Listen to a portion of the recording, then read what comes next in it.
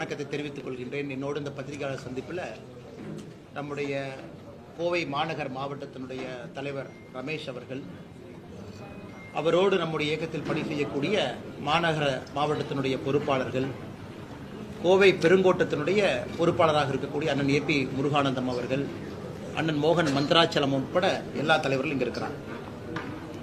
நம்முடைய பாரத பிரதமர் நரேந்திர மோடி ஐயா தலைமையிலான ஆட்சி இன்னைக்கு 11 ஆண்டுகள் நாம் கடந்திருக்கின்றோம். இந்தியா முழுவதுமே நம்முடைய முக்கியமான தலைவர்கள் பெரும் நகரத்தில் பத்திரிகை நண்பர்களை சந்தித்து உங்கள் மூலமாக மக்களுக்கு 11 ஆண்டுகளில் நாம் என்ன சாதனை எல்லாம் செய்திருக்கின்றோம், என்ன வாக்குறுதி கொடுத்திருக்கோம், எப்படி நிறைவேற்றிருக்கிறோம் அப்படிங்கிறதெல்லாம் பேசிட்டு இருக்காங்க. எனக்கு தமிழகத்தை பொறுத்தவரை சென்னையில் நம்முடைய மத்திய அமைச்சர் கஜேந்திர சிங் ஷேகாவத் அவர்களும், கோயம்புத்தூரில் இன்றும் நம்முடைய அகில இந்திய தலைவர் JP நட்டா அவர்களுடைய அறிவுறுத்தலின்படி பத்திரிகை நண்பர்களை சந்தித்துக் கொண்டிருக்கின்றோம். வருகின்ற காலத்தில் நம்முடைய மாநில தலைவர் அண்ணன் நயினார் நாகேந்திரன் அவருடைய அறிவுறுத்தலின்படி தமிழகத்தில் வேறு பகுதியில் நம்முடைய மாநிலத்தினுடைய தலைவர்களும் பத்திரிகையாளரை சந்திக்க ஆரம்பிப்பாங்க. கொஞ்சம் இது நான் ஆரம்பத்தில் பேசுவது கொஞ்சம் நீண்டதாக இருக்கும். பத்திரிகை நண்பர்களுடைய அமைதியை இந்த நேரத்தில் வேண்டிக் கொள்கின்றேன். காரணம், 11 ஆண்டுகள் நம்முடைய சாதனையை இன்று இந்த சந்திப்பின் மூலமாக உங்கள் முன்னால் எடுத்து வைக்கின்றோம். எப்பொழுதுமே ஒரு ஆட்சியினுடைய தன்மையை பார்க்க வேண்டும் என்றால், ஆட்சிக்கு வருவதற்கு முன்பு நாம கொடுத்திருக்கக்கூடிய மேனிஃபெஸ்டோ, தேர்தல் வாக்குறுதி, அது என்ன என்பதை நாம் எடுத்து படிக்கிறோம்.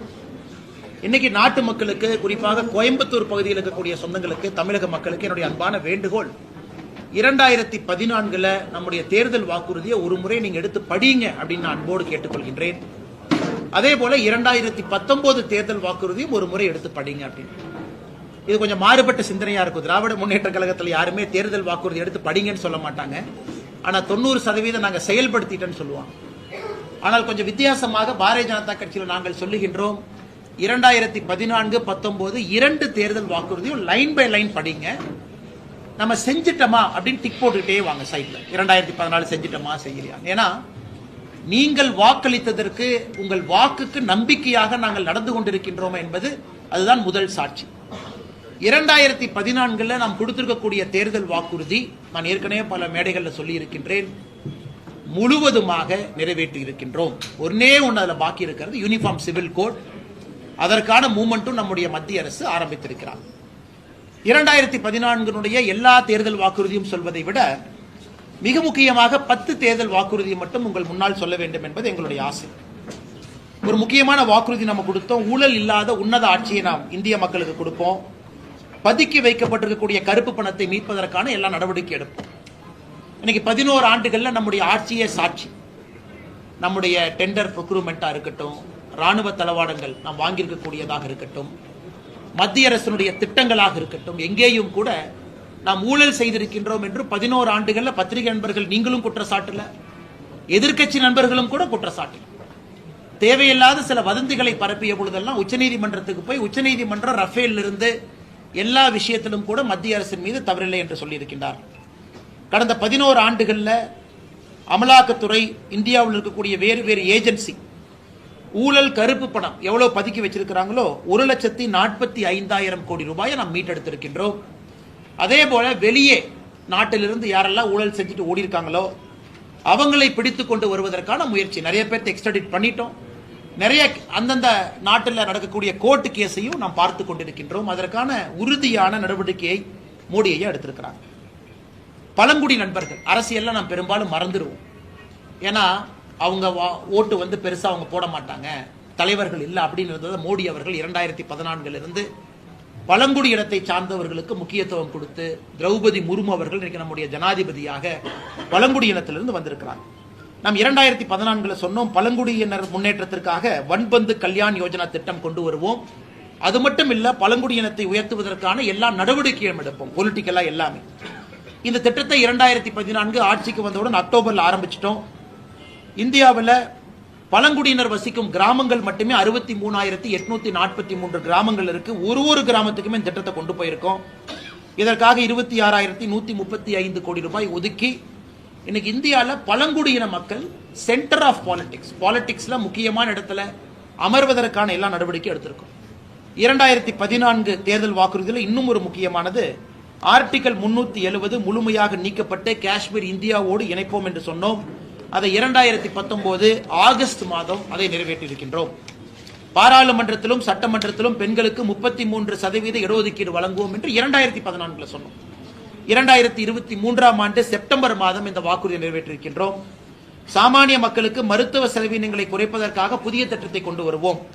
2018 ஆயுஷ்மான் பாரத் 5 லட்சம் ரூபாய் மருத்துவ காப்பீடு கொண்டு வந்திருக்கோம்.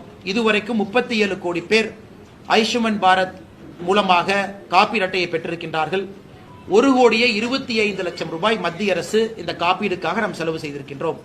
தூய்மை இந்தியா திட்டத்தை துவங்குவோம். 2014 அக்டோபர் மாதத்தில் கொண்டு வந்திருக்கோம். 12 கோடி கிராமப்புற வீடுகளுக்கு திட்டத்தின் மூலமாக முதல் முறையாக கழிவறை கட்டி கொடுத்திருக்கின்றோம். விவசாயிகள் பயன்பெற பயிர் காப்பீடு திட்டத்தை அறிமுகப்படுத்துவோம். இதெல்லாம் நம்முடைய தேர்தல் வாக்குறுதிங்க. 2014 2016 பிப்ரவரி இதை ஆரம்பிச்சோம். கடந்த 8 ஆண்டுகளில் மட்டுமே நிவாரணமாக பயிர் காப்பீடு நிவாரணமாக 1,75,000 கோடி ரூபாய் விடுவித்திருக்கின்றோம். சிறு குறு விவசாயிகள் பயன்பெறுவதற்காக PM கிசான் திட்டத்தை துவங்கணும். அது 2019 பிப்ரவரியிலிருந்து அந்த திட்டத்திற்கு மட்டுமே 3,68,000 கோடி ரூபாய் 11 கோடி விவசாயிகளுக்கு செலவு செய்திருக்கின்றோம். நாட்டினுடைய 75வது சுதந்திர தின கொண்டாட்டத்தின் பொழுது கூரை வீடுகள் இல்லாத இந்தியாவை உருவாக்குவோம் என்கின்ற சங்கல்பத்தை எடுத்தோம். 2016 ஏப்ரல் திட்டத்தை ஆரம்பித்து இதுவரை 2.7 கோடி வீடுகள் கட்டியிருக்கின்றோம்.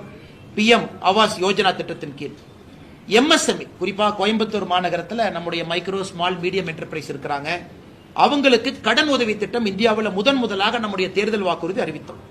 2015 ஏப்ரல் அதை ஆரம்பிச்சு இன்னைக்கு வரைக்கும் 32,40,000 கோடி ரூபாய் நம்முடைய தொழில் முனைவோர்களுக்கு முத்ரா கடன் மூலமாக மத்திய அரசு கொடுத்திருக்கின்றோம். நம்முடைய திட்டங்கள்ல ஒரு சிறப்பு வாய்ந்த திட்டம் இந்த முத்ரா யோஜனா. ராமர் கோவில் கட்டுவோம், சட்ட திட்டங்களுக்கு உட்பட்ட அனைத்து சாத்தியக்கூறுகளையும் ஆராய்வோம் என்று 2014 சொன்னோம். 2019 உச்சநீதிமன்றத்தினுடைய தீர்ப்பு நவம்பர்ல வந்துச்சு.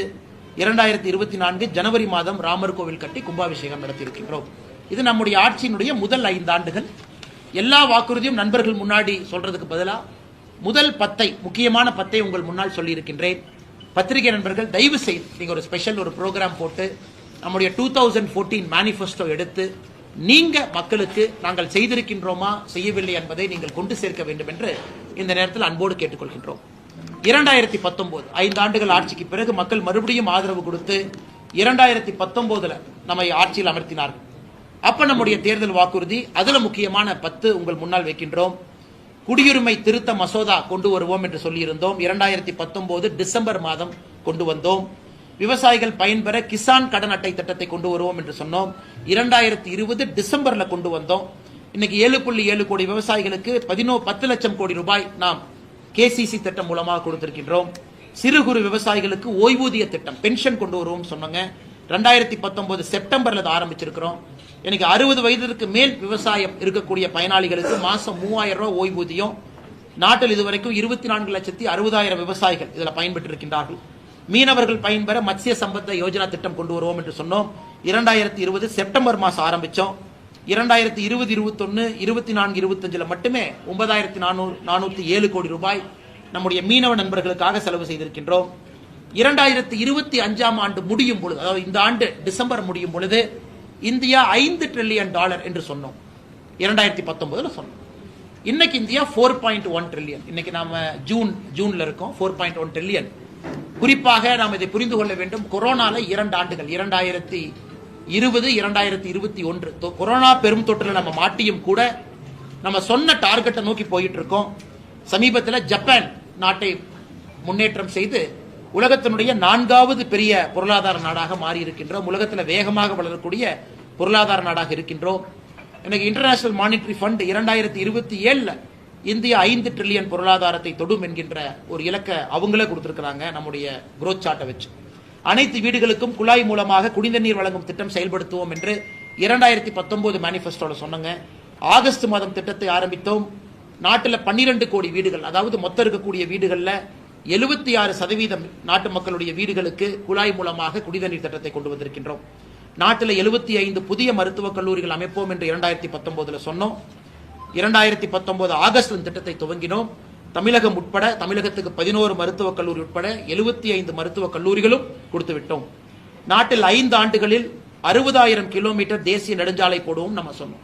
2019 2024 முடியறக்குள்ள மறுபடியும் பத்திரிகை நண்பர்கள் ஞாபகப்படுத்துறோம், கொரோனா தொற்று இருந்தும் கூட 5 ஆண்டுகள்ல 56,701 கிலோமீட்டர் நேஷனல் ஹைவே நாம் போட்டிருக்கோம்.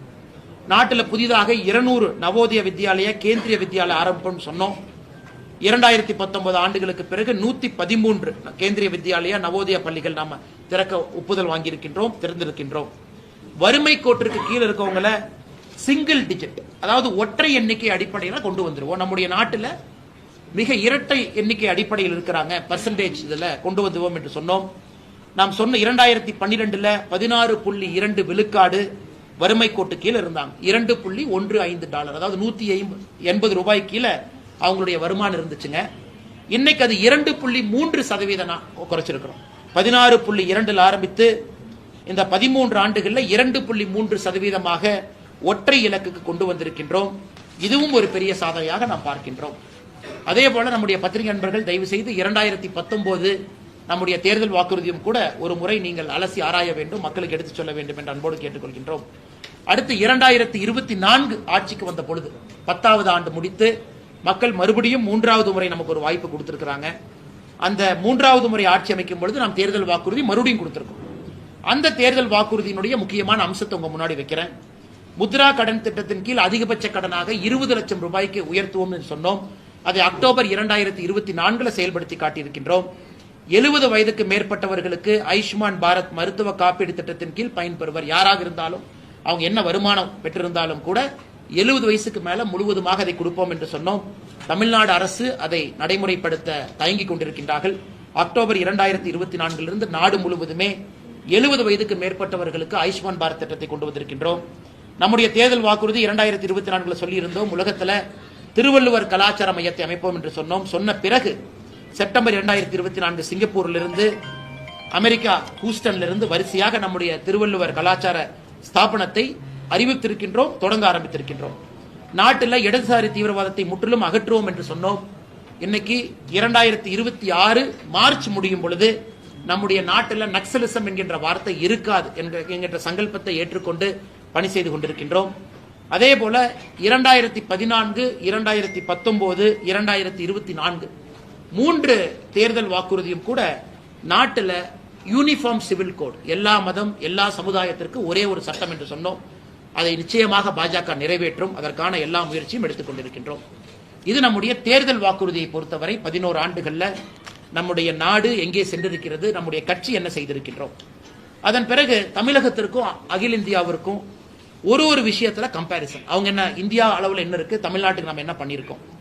இந்திய அளவில் இங்க கூட பாத்தீங்கன்னா பேங்க் ஆஃப் பரோடா அவங்க இருக்கிறாங்க. இந்த இதுல ஜன்தன் யோஜனா வங்கி கணக்கு துவங்கணும். 53 கோடி பேர் இந்தியாவில் நம்ம ஆட்சிக்கு வந்த பிறகு வங்கி கணக்கு துவங்கி இருக்கின்றார்கள். தமிழகத்தில் 1,69,00,000 கடந்த 11 ஆண்டுகள்ல முதலாக வங்கி கணக்கு துவங்கி இருக்கிறாங்க. நாட்டில் 52 கோடி முத்ரா லோன் கொடுத்திருக்கோம், 32 லட்சம் கோடி. தமிழகத்தில் 5,79,00,000 முத்ரா லோன் கொடுத்திருக்கோம், 3,20,000 கோடி. இந்தியாவில் முத்ரா லோன்ல தமிழகம் முதல் படியான மாநிலமாக இருக்கின்றோம். ஆயுஷ்மான் பாரத் இந்தியாவில் 37 கோடி கொடுத்திருக்கோம், தமிழகத்தில் 80 லட்சம் கொடுத்திருக்கின்றோம். டேப் வாட்டர், அதாவது குடிநீர் குழாய் மூலமாக 12.2 கோடி வீடுகள் கொடுத்திருக்கோம், தமிழ்நாட்டில் 89,23,000 வீடுகள் கொடுத்திருக்கின்றோம். அதே போல டாய்லெட் 12 கோடி இந்தியாவில், தமிழகத்தில் 60,09,000 பேருக்கு நாம் ஆட்சிக்கு வந்த பிறகு முதலாக கழிப்பறை அவர்களுடைய வீட்டுக்கு வந்திருக்கிறது. உஜ்வாலா யோஜனா எல்பிஜி சிலிண்டர் நாட்டில் முதலாக 10,30,00,000 பேருக்கு கடந்த 11 ஆண்டுகள்ல கேஸ் சிலிண்டர் வந்திருக்கு. தமிழகத்தில் முதலாக கேஸ் சிலிண்டர் வந்திருக்கக்கூடிய எண்ணிக்கை 40,99,000 குடும்பங்களுக்கு கேஸ் சிலிண்டர் கொடுத்திருக்கும். அதே போல PM ஆவாஸ் யோஜனா கிராமப்புறம் 2.7 கோடி வீடுகள் கட்டியிருக்கின்றோம். தமிழகத்தில் 6,41,532 வீடுகள் கட்டியிருக்கின்றோம். அதே போல இளைஞர்களுக்கு பயிற்சி கொடுத்து அடுத்த கட்டம் எடுத்து செல்வதற்கான PM கௌசல் விகாஸ் யோஜனா 1,42,00,000 இளைஞர்களை நாடு முழுவதுமே நம்ம ட்ரெயின் பண்ணியிருக்கோம்.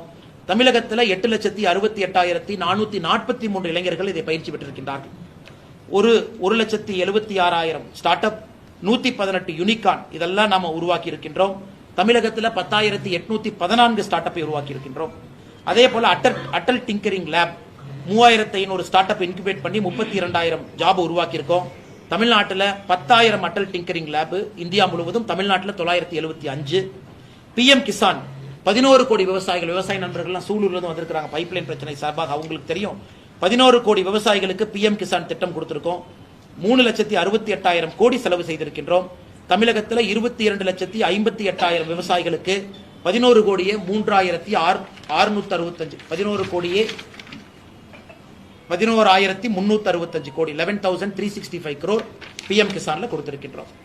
அதே போல பிஎம் ஃபசல் பீமா யோஜனா இன்சூரன்ஸ் பாத்தீங்கன்னா 23 கோடி விவசாயிகள் பயன்பெற்றிருக்கின்றார்கள். தமிழகத்தில் 86 லட்சம் விவசாயிகள் இதன் மூலமாக பயன்பெற்றிருக்கின்றார்கள்.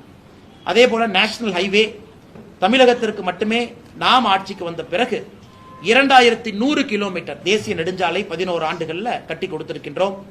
இன்னைக்கு தமிழகம் 7000 கிலோமீட்டர் தாண்டி தேசிய நெடுஞ்சாலை தமிழகத்தில் இருக்குது. இதெல்லாம் நாம் செய்திருக்கக்கூடிய சாதனையாக இந்த நாள் 11 ஆண்டுகள் நம்முடைய ஆட்சி அமைத்த பிறகு பத்திரிகை முன்பு வைக்கின்றோம். அதையெல்லாம் தாண்டி மிக முக்கியமாக சில விஷயங்களையும் நம்ம கையில் எடுத்திருக்கின்றோம். மெட்ரோ, கோயம்புத்தூருக்கு விரைவில் மெட்ரோ வர வேண்டும் என்பது எங்களுடைய ஆசை. அதற்கான எல்லா பிரயத்தனம் எடுத்துக்கொண்டிருக்கின்றோம்.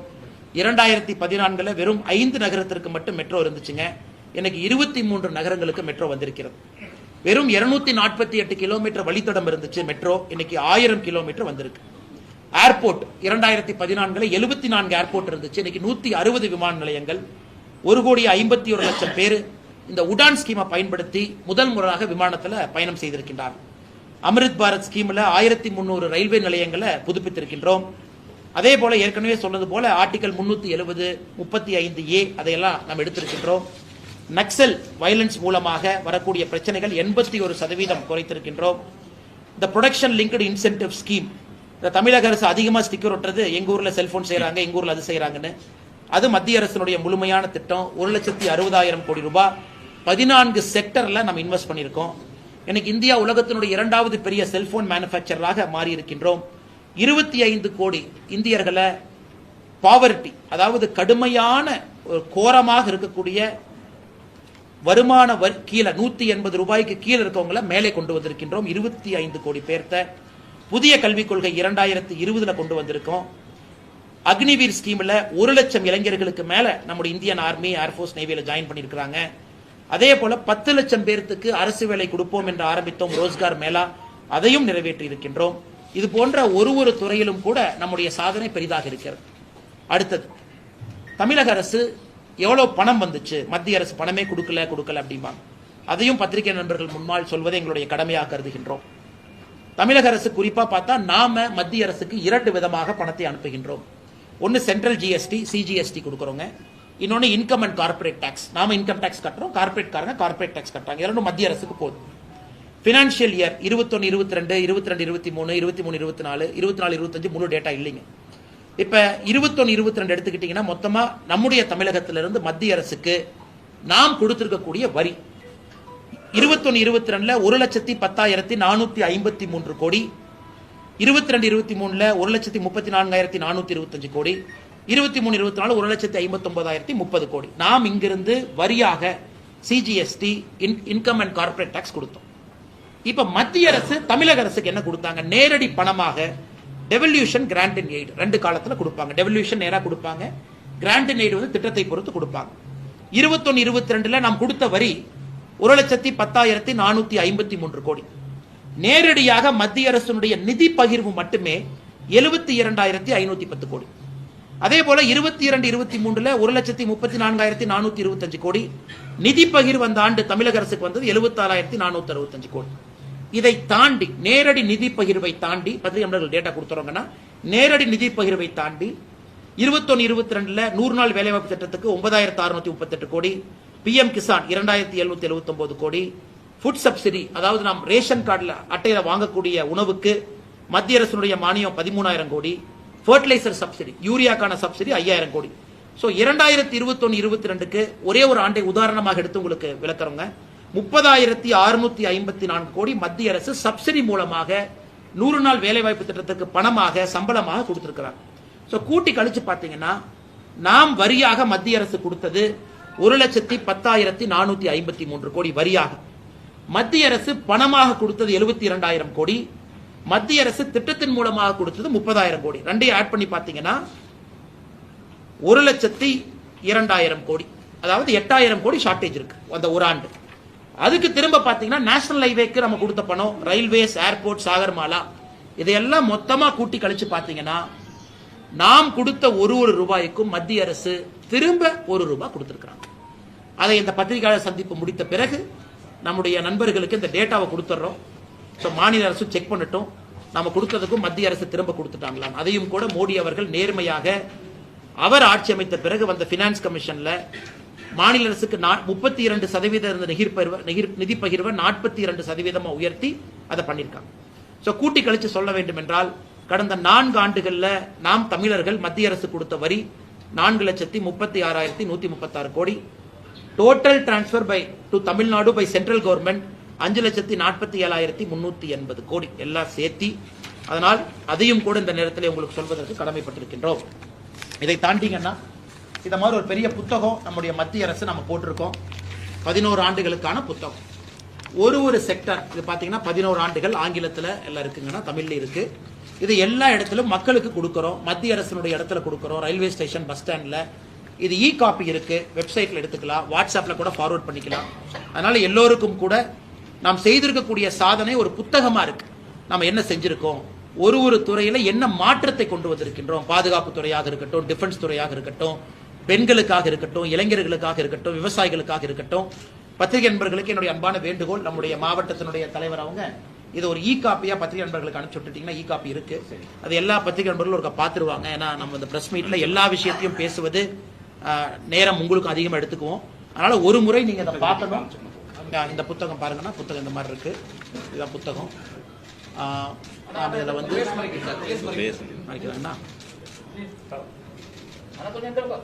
அண்ணா உங்களுக்கு இ காப்பி அனுப்பிச்சு விட்றோங்கண்ணே. அதில் உதாரணத்துக்கு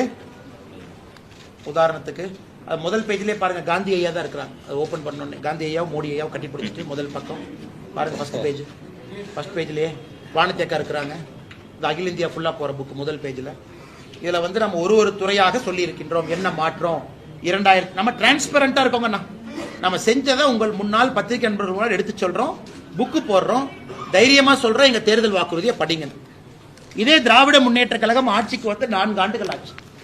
511 தேர்தல் வாக்குறுதியில நாங்க சொல்றோம் 50 கூட முழுமையாக நிறைவேற்றவில்லை. அவங்க யாராச்சும் ஒரு பிரஸ் மீட் வச்சு நாங்க ஆட்சிக்கு வந்து 4 வருஷம் ஆச்சு பாருங்க, இதுதான் எங்களுடைய தேர்தல் வாக்குறுதி, இதுவரை சொல்லு. நம்ம 50 தாங்க நிறைவேற்றிருக்கீங்கன்னா உங்களை என்னை திட்டுறாங்க. முதலமைச்சர் அவர்கள் ஒரு மேடையில ஒரு நம்பர் சொல்றாங்க. 90% இடத்துல சொல்றாரு, 88% இடத்துல சொல்றாரு, 96% இடத்துல சொல்றாரு. ஒருவரும் கூட ஒரு நம்பர் சொல்றாங்க. அதனால பத்திரிகை நண்பர்கள் 4 ஆண்டுகள் திராவிட முன்னேற்ற கழகத்தினுடைய ஆட்சி முடிந்திருக்கக்கூடிய காரணம் இருக்கிறனால திமுக தேர்தல் அறிக்கையை அக்கா கட்டா கொண்டு வந்துட்டாங்க பாருங்க. இது திமுகவினுடைய தேர்தல் அறிக்கை இங்க இருக்கு. அதனால் யாராவது ஒரு பத்திரிகை நண்பர் அந்த தேர்தல் அறிக்கையை டவுன்லோட் பண்ணி இவங்க உண்மையாலுமே சொன்னாங்களா, இவங்க சொன்னதுல என்ன உண்மை இருக்கு இங்க பாருங்க. அதாவது 505 விஷயங்கள் சொல்லிட்டு அதுக்கப்புறம் 7 சொல்றாங்க. பொருளாதாரம், வேளாண்மை, நாங்க என்ன பண்ணுவோம்னு சொல்லிட்டு தனியா இன்னொரு பேஜ் அட்டாச் பண்றாங்க. 2 சேர்த்துனீங்கன்னா 505 + 7 512 வரும் திமுகவுடைய தேர்தல் அறிக்கை. யாராவது ஒருத்தர் தயவு செஞ்சு அவங்க சொன்னதுக்கெல்லாம் நாம போட் பண்ணிருக்காங்களா அப்படின்னு நீங்க டிக் போட்டு பாருங்க. எனக்கு தெரிந்து 50 கூட அவங்க செய்யணும். 50 கூட, வெறும் 50 தேர்தல் வாக்குறுதி கூட நிறைவேற்றாம இன்னைக்கு ஆட்சியில திராவிட முன்னேற்ற கழகத்தினுடைய ஆட்சி இங்கே நடந்து கொண்டிருக்கிறது. அதையும் கூட பத்திரிகை நண்பர்களுக்கு இந்த நேரத்தில் உங்களுடைய கவனத்துக்கு நாங்கள் கொண்டு வர்றோம். இதை தாண்டி உங்களுக்கு கேள்வி இருந்தா கேளுங்க. அதெல்லாம் பதில் சொல்றேன். முதல் இதெல்லாம் முடிச்சுக்கலாம். இந்த அண்ணா பல்கலைக்கழகம், சிடிஆர் எல்லாம் கடைசியா வச்சுக்கோங்கன்னா ஃபர்ஸ்ட் இதை முடிச்சுக்கலாம். நீங்க இவ்வளவு தூரம் சொன்னீங்களே, இவ்வளவு தூரம் சொன்னதுக்கு அப்புறமும் பள்ளி கல்விக்காக, பள்ளி கல்விக்காக எதுக்காக நீதிமன்றத்தை நாடித்தான் பணம் வாங்க வேண்டியிருக்கா சார் மத்திய அரசு? ஃபர்ஸ்ட் இது சம்பந்தமா கேள்வி இல்லைங்கன்னா சம்பந்தமா இல்ல. பெட்ரோல் டீசல் விலை குறைப்புன்னு சொல்லி சொன்னீங்க தேர்தல் வாக்குறுதியில, அதை பத்தி ஒரு வார்த்தை கூட பேசுறீங்க. அண்ணா, தேர்தல் வாக்குறுதியில பெட்ரோல் டீசல் விலை குறைப்பதாக சொன்னோம், குறைத்திருக்கின்றோம். எவ்வளவு குறைச்சிருக்கீங்க? 5 ரூபா 4 ரூபா ஒரு முறை குறைச்சோம், ஒரு முறை 10 ரூபா 7 ரூபா குறைச்சோம், எல்பிஜி சிலிண்டர் குறைச்சோம். ஆனா இதே தேர்தல் திமுக தன்னுடைய தேர்தல் வாக்குறுதியில பெட்ரோல் டீசல் விலையை குறைக்கிறேன்னு சொன்னாங்க. நாங்க 2 முறை குறைத்திருக்கின்றோம் 11 ஆண்டுகள்ல. 2 முறை பாரதிய ஜனதா கட்சி ஆட்சியில குறைச்சிருக்கிறோம். கடந்த முறை தீபாவளியில குறைச்சிருக்கிறோம். ஆனா நம்முடைய ஆட்சியில் நம்ம ஏத்துறது இல்லைங்கண்ணா. ஆயில் மார்க்கெட்டிங் கம்பெனி சந்தை நிலவரப்படி அவங்க பிக்ஸ் பண்றாங்க. பெட்ரோலியம் மினிஸ்டரோ மத்திய அமைச்சரோ நாங்க அமைச்சரவையிலிருந்து 10 ரூபாய் ஏத்துங்க 20 ரூபாய் ஏத்துங்கன்னு சொல்றது இல்லைங்க. அதுக்கு ஒரு ஃபார்முலா இருக்கு. International Brent oil crude price, அது லேண்டிங் காஸ்ட் மும்பைல லேண்ட் ஆனதுக்கு அப்புறம் அந்த லேண்டிங் காஸ்ட்டை வச்சு ஆயில் மார்க்கெட்டிங் கம்பெனி OMC ஒரு பிரைஸை பிக்ஸ் பண்றாங்க. இதுல மத்திய அரசினுடைய தலையீடு எங்கேயுமே இல்லை. இப்ப எங்க மத்திய அரசு இன்டர்நேஷனல் பிரைஸ் குறையுது அப்படிங்கிற இடத்துல 2 முறை நாம இன்டர்வீன் பண்ணி குறைன்னு சொல்லியிருக்கோம். இது நண்பருக்கு ஒரே ஒரு உதாரணம் சொல்றேன். மாநில அரசுகளாக நீங்க கேட்கலாம், மத்திய அரசு நீங்க குறைச்சிட்டீங்க, மாநில அரசு குறைச்சதா? பாரதிய ஜனதா கட்சி ஆளுகின்ற எல்லா மாநிலத்திலும் மாநில அரசு தனியா பெட்ரோலை குறைச்சாங்க. உதாரணத்துக்கு கர்நாடகா, நாம 10 ரூபா குறைச்சதுக்கு அப்புறம் கர்நாடகால 5 ரூபா குறைச்சாங்க. இது எவ்வளவு பெரிய ஆச்சரியம் பாருங்க. அப்ப கர்நாடகால யாராச்சும் இன்னைக்கு இருக்கிறாங்க அப்படின்னா 15 ரூபாய் குறைச்சிருக்காங்க. மாநில அரசு 5 ரூபாயும் மத்திய அரசு 10 ரூபாய். ஆனா தமிழகத்துல கர்நாடகால பிஜேபி அரசு எங்கேயுமே கர்நாடகாவினுடைய ஆளுகின்ற இதுக்கு முன்னாடி ஆண்ட பிஜேபி அரசு நாம் குறைப்பதாக சொல்ல இருந்தும் குறைச்சோம். ஆனா தமிழகத்துல திராவிட முன்னேற்ற கழக அரசு தேர்தல் வாக்குறுதியாக கொடுத்து விட்டும் கூட சிலிண்டருக்கு 100 ரூபாய் குறைக்கணும், குறைக்கல. பெட்ரோல் டீசல் 5 ரூபாய் 4 ரூபாய் குறைக்கணும், குறைக்கல. அப்படி இருந்தும் கூட பத்திரிகை நண்பர்கள்ட்ட அக்கௌண்டபிலிட்டி இல்லாம சுத்துறாங்க. ஒரு பத்திரிகை நண்பர்கள் ஒரு பிரஸ் மீட் வைக்கும் போது நீங்க கேட்பீங்க, அண்ணே 4 வருஷம் ஆச்சு, இன்னைக்கு பாஜக சொல்றாங்க நாங்க இவ்வளவு பண்ணிருக்கோம், இன்னைக்கு உங்க தேர்தல் வாக்குறுதி 505 + 7 512, நீங்க ஏன் செய்யல அப்படின்னு பத்திரிகை நண்பர்கள் நீங்களும் கேட்கணும். ஏன்னா ஒரு ஜனநாயகத்தில் அக்கௌண்டபிலிட்டி வேணும் அல்லங்கண்ணா. நாம நம்ம நண்பர்களுக்கு என்னுடைய அன்பான அறிவுறுத்தல், international Brent crude oil price landing காஸ்ட்டை வச்சு நம்ம பண்றோம். எங்கேயும் யாருக்கும் அநியாயம் பண்ணல. எந்த ஆயில் மார்க்கெட்டிங் கம்பெனி, ஒரு பாரத் பெட்ரோலியமோ இந்தியன் ஆயிலோ மக்கள்கிட்ட நாங்க சம்பாதிச்சு 50,000 கோடி ப்ராஃபிட் பண்றோம், அதற்கும் நாங்கள் விடல. எங்களை பொறுத்தவரை பெட்ரோல் டீசலாக இருக்கட்டும், எல்பிஜி சிலிண்டராக இருக்கட்டும், ஏழை மக்களோடு எப்போதும் வென்று கொண்டிருக்கின்றோம். 2014 பெட்ரோல் டீசல் விலை என்ன, இப்ப என்ன இருக்கு? அப்ப சென்ட்ரல் கவர்மெண்ட் வந்து எவ்வளவு வசூலிச்சாங்க, இப்ப எவ்வளவு வசூலிக்கிறாங்க? அன்னைக்கு கேஸ் பிரைஸ் என்ன, இன்னைக்கு கேஸ் பிரைஸ் என்ன, ஒரு கம்பேரிசன். அண்ணா 2014 நம்ம ஆட்சிக்கு வந்த பொழுது வெறும் 64% மக்கள் வீட்டுல மட்டும்தான் கேஸ் சிலிண்டர் இருந்துச்சு. உதாரணத்துக்கு என்னுடைய அம்மாச்சி வீட்டுல சொல்றது கேட்கலாம். நல்ல கேள்வி, நான் சொல்ற பதிலி நீங்க கேட்டுக்கங்க. நல்ல கேள்வி நீங்க கேட்டது. 2014 நம்ம ஆட்சிக்கு வந்த பொழுது வெறும் 64% மக்கள் வீட்டுல தான் கேஸ் சிலிண்டர் இருந்துச்சு. அதையும் நீங்க பாருங்க, 36% மக்களுக்கு நம்ம கேஸ் சிலிண்டர் கொடுத்திருக்கோம் முதலாம். இன்னைக்கு இந்தியால 99.99% வீட்டுல கேஸ் சிலிண்டர் கொடுத்தாச்சு. அப்ப நம்முடைய அரசு, மோடி ஐயா அரசு 36% மக்களுக்கு புதுசா இலவச சிலிண்டர் கொடுக்கிறோம். அதற்கான முதல் சிலிண்டர் காஸ்ட்டை ஏத்துக்கிறோம், அதற்கான சப்சிடி போடுறோம். அதை ஏன் பார்க்க மாட்டீங்க? அதாவது எல்லாம் என்ன சொல்றாங்க, ஒரு காங்கிரஸோ திமுகவோ 2014 ரேட், அதே காங்கிரஸ் திமுக கேட்கிறேன், 2014 இந்திய மக்கள் பயன்படுத்திய மொத்த கேஸ் அளவு எவ்வளவு, 2025 எவ்வளவு? 36% மக்களுக்கு கேஸே கொடுக்காம பணக்காரங்க 64% கொடுத்தா நாடு முன்னேறிடுமாங்கன்னா, நாம் இன்று அதையும் கொடுத்திருக்கோம். அதையும் நீங்க ஃபேக்டர் பண்ணுங்க. அதாவது கேஸ் ரேட் ஏறிடுச்சுன்னு யாராவது சொல்றாங்கன்னா 36% மக்களுக்கு கொடுத்திருக்கிறோமேங்கண்ணா, அதையும் பார்க்க மாட்டோம். 64% பெரிய பொருளாதாரத்துல மேலோங்கி இருக்கிறவங்களா இருக்கிறதுக்கு வாய்ப்பு இல்லைங்களே. ஏன்னா நாங்க அரசியல் இருக்கும் பொழுது நாங்க எப்படி பார்க்கிறோம், நாட்டுல 3ல் சராசரியாக ஒருவருக்கு கேஸ் இல்லை நாங்க கொதிக்கிறோம். அதாவது 100 பேர் இருக்காங்கன்னா 64 பேருக்கு தான் கேஸ். அப்ப 36னா 3ல் ஒருத்தருக்கு கேஸ் இல்லை. இன்னைக்கு 100% மக்களுக்கும் கேஸ் சிலிண்டர் கொடுத்திருக்கோம். அதான் ஏற்கனவே சொன்னது போல 2014 இந்தியன் ஆயில் கார்பரேஷன் ப்ராஃபிட் என்ன, 2025 ப்ராஃபிட் என்ன? அப்ப ஏறின பிரைஸ் எல்லாம் ப்ராஃபிட்டா மாதிரி இருக்க இல்லை. ஆனா 2014 10,000 கோடி ப்ராஃபிட், 2025 50,000 கோடி ப்ராஃபிட். எதுக்குன்னா இந்தியன் ஆயில் கார்பரேஷன் 40,000 கோடி ரூபாய் மக்கள் பணத்தை சுரண்டான். அதுக்கும் வழி இல்லை. அதையும் நீங்க செக் பண்ணி பாருங்க. எங்களை பொறுத்தவரை ப்ரொபோஷனேட்டா தாங்க இருக்கு. தேர்தல் வாக்குறுதியில நம்ம எங்கேயுமே பெட்ரோல் டீசல் குறைப்பதாக சொல்ல, ஆனாலும் குறைச்சிருக்கோம். நம்முடைய பிஜேபி ஆளுகின்ற மாநிலம் எங்கேயும் குறைப்பதாக சொல்ல நம்ம குறைச்சிருக்கோம். நான் சொல்வது திராவிட முன்னேற்ற கழகம் சொல்லியும் கூட, இங்க மாண்புமிகு அமைச்சர்கள் யாராச்சும் வரும்போது இதே கேள்வியை கேளுங்க, அண்ணே நீங்க தேர்தல் வாக்குறுதியில சொல்லிட்டு ஏன் குறைக்கலன்னு கேளுங்க. சோ எங்களுக்கும் அவங்களுக்கு இருக்கக்கூடிய டிரான்ஸ்பரன்சி, நான் தைரியமா சொல்றேன், 2014 பாரதிய ஜனதா கட்சியினுடைய மேனிஃபெஸ்டோ நண்பர் நீங்க எடுத்து படிச்சு பாருங்க. நான் சொல்றேன், யூனிஃபார்ம் சிவில் கோட் அது ஆன்கோயிங்கா இருக்கு, எல்லாம் நிறைவேற்றியாச்சு. எடுத்து டிக்கெட் பார்த்துக்கோங்க, எல்லாம் நிறைவேற்றிட்டோம். 2019 முக்கியமான இந்த காம்ப்ளிகேட்டட் விஷயத்தை தவிர அதையும் நிறைவேற்றியாச்சு. அதையும் 2031 மறுபடியும் ஆட்சி அமைத்த பிறகு 4வது முறையாக அன்னைக்கு பத்திரிகையாளர் சந்திப்பில் தலைவர்கள் யாரும் சொல்லுவாங்க, அதையும் நிறைவேற்றிருப்போம். கேளுங்க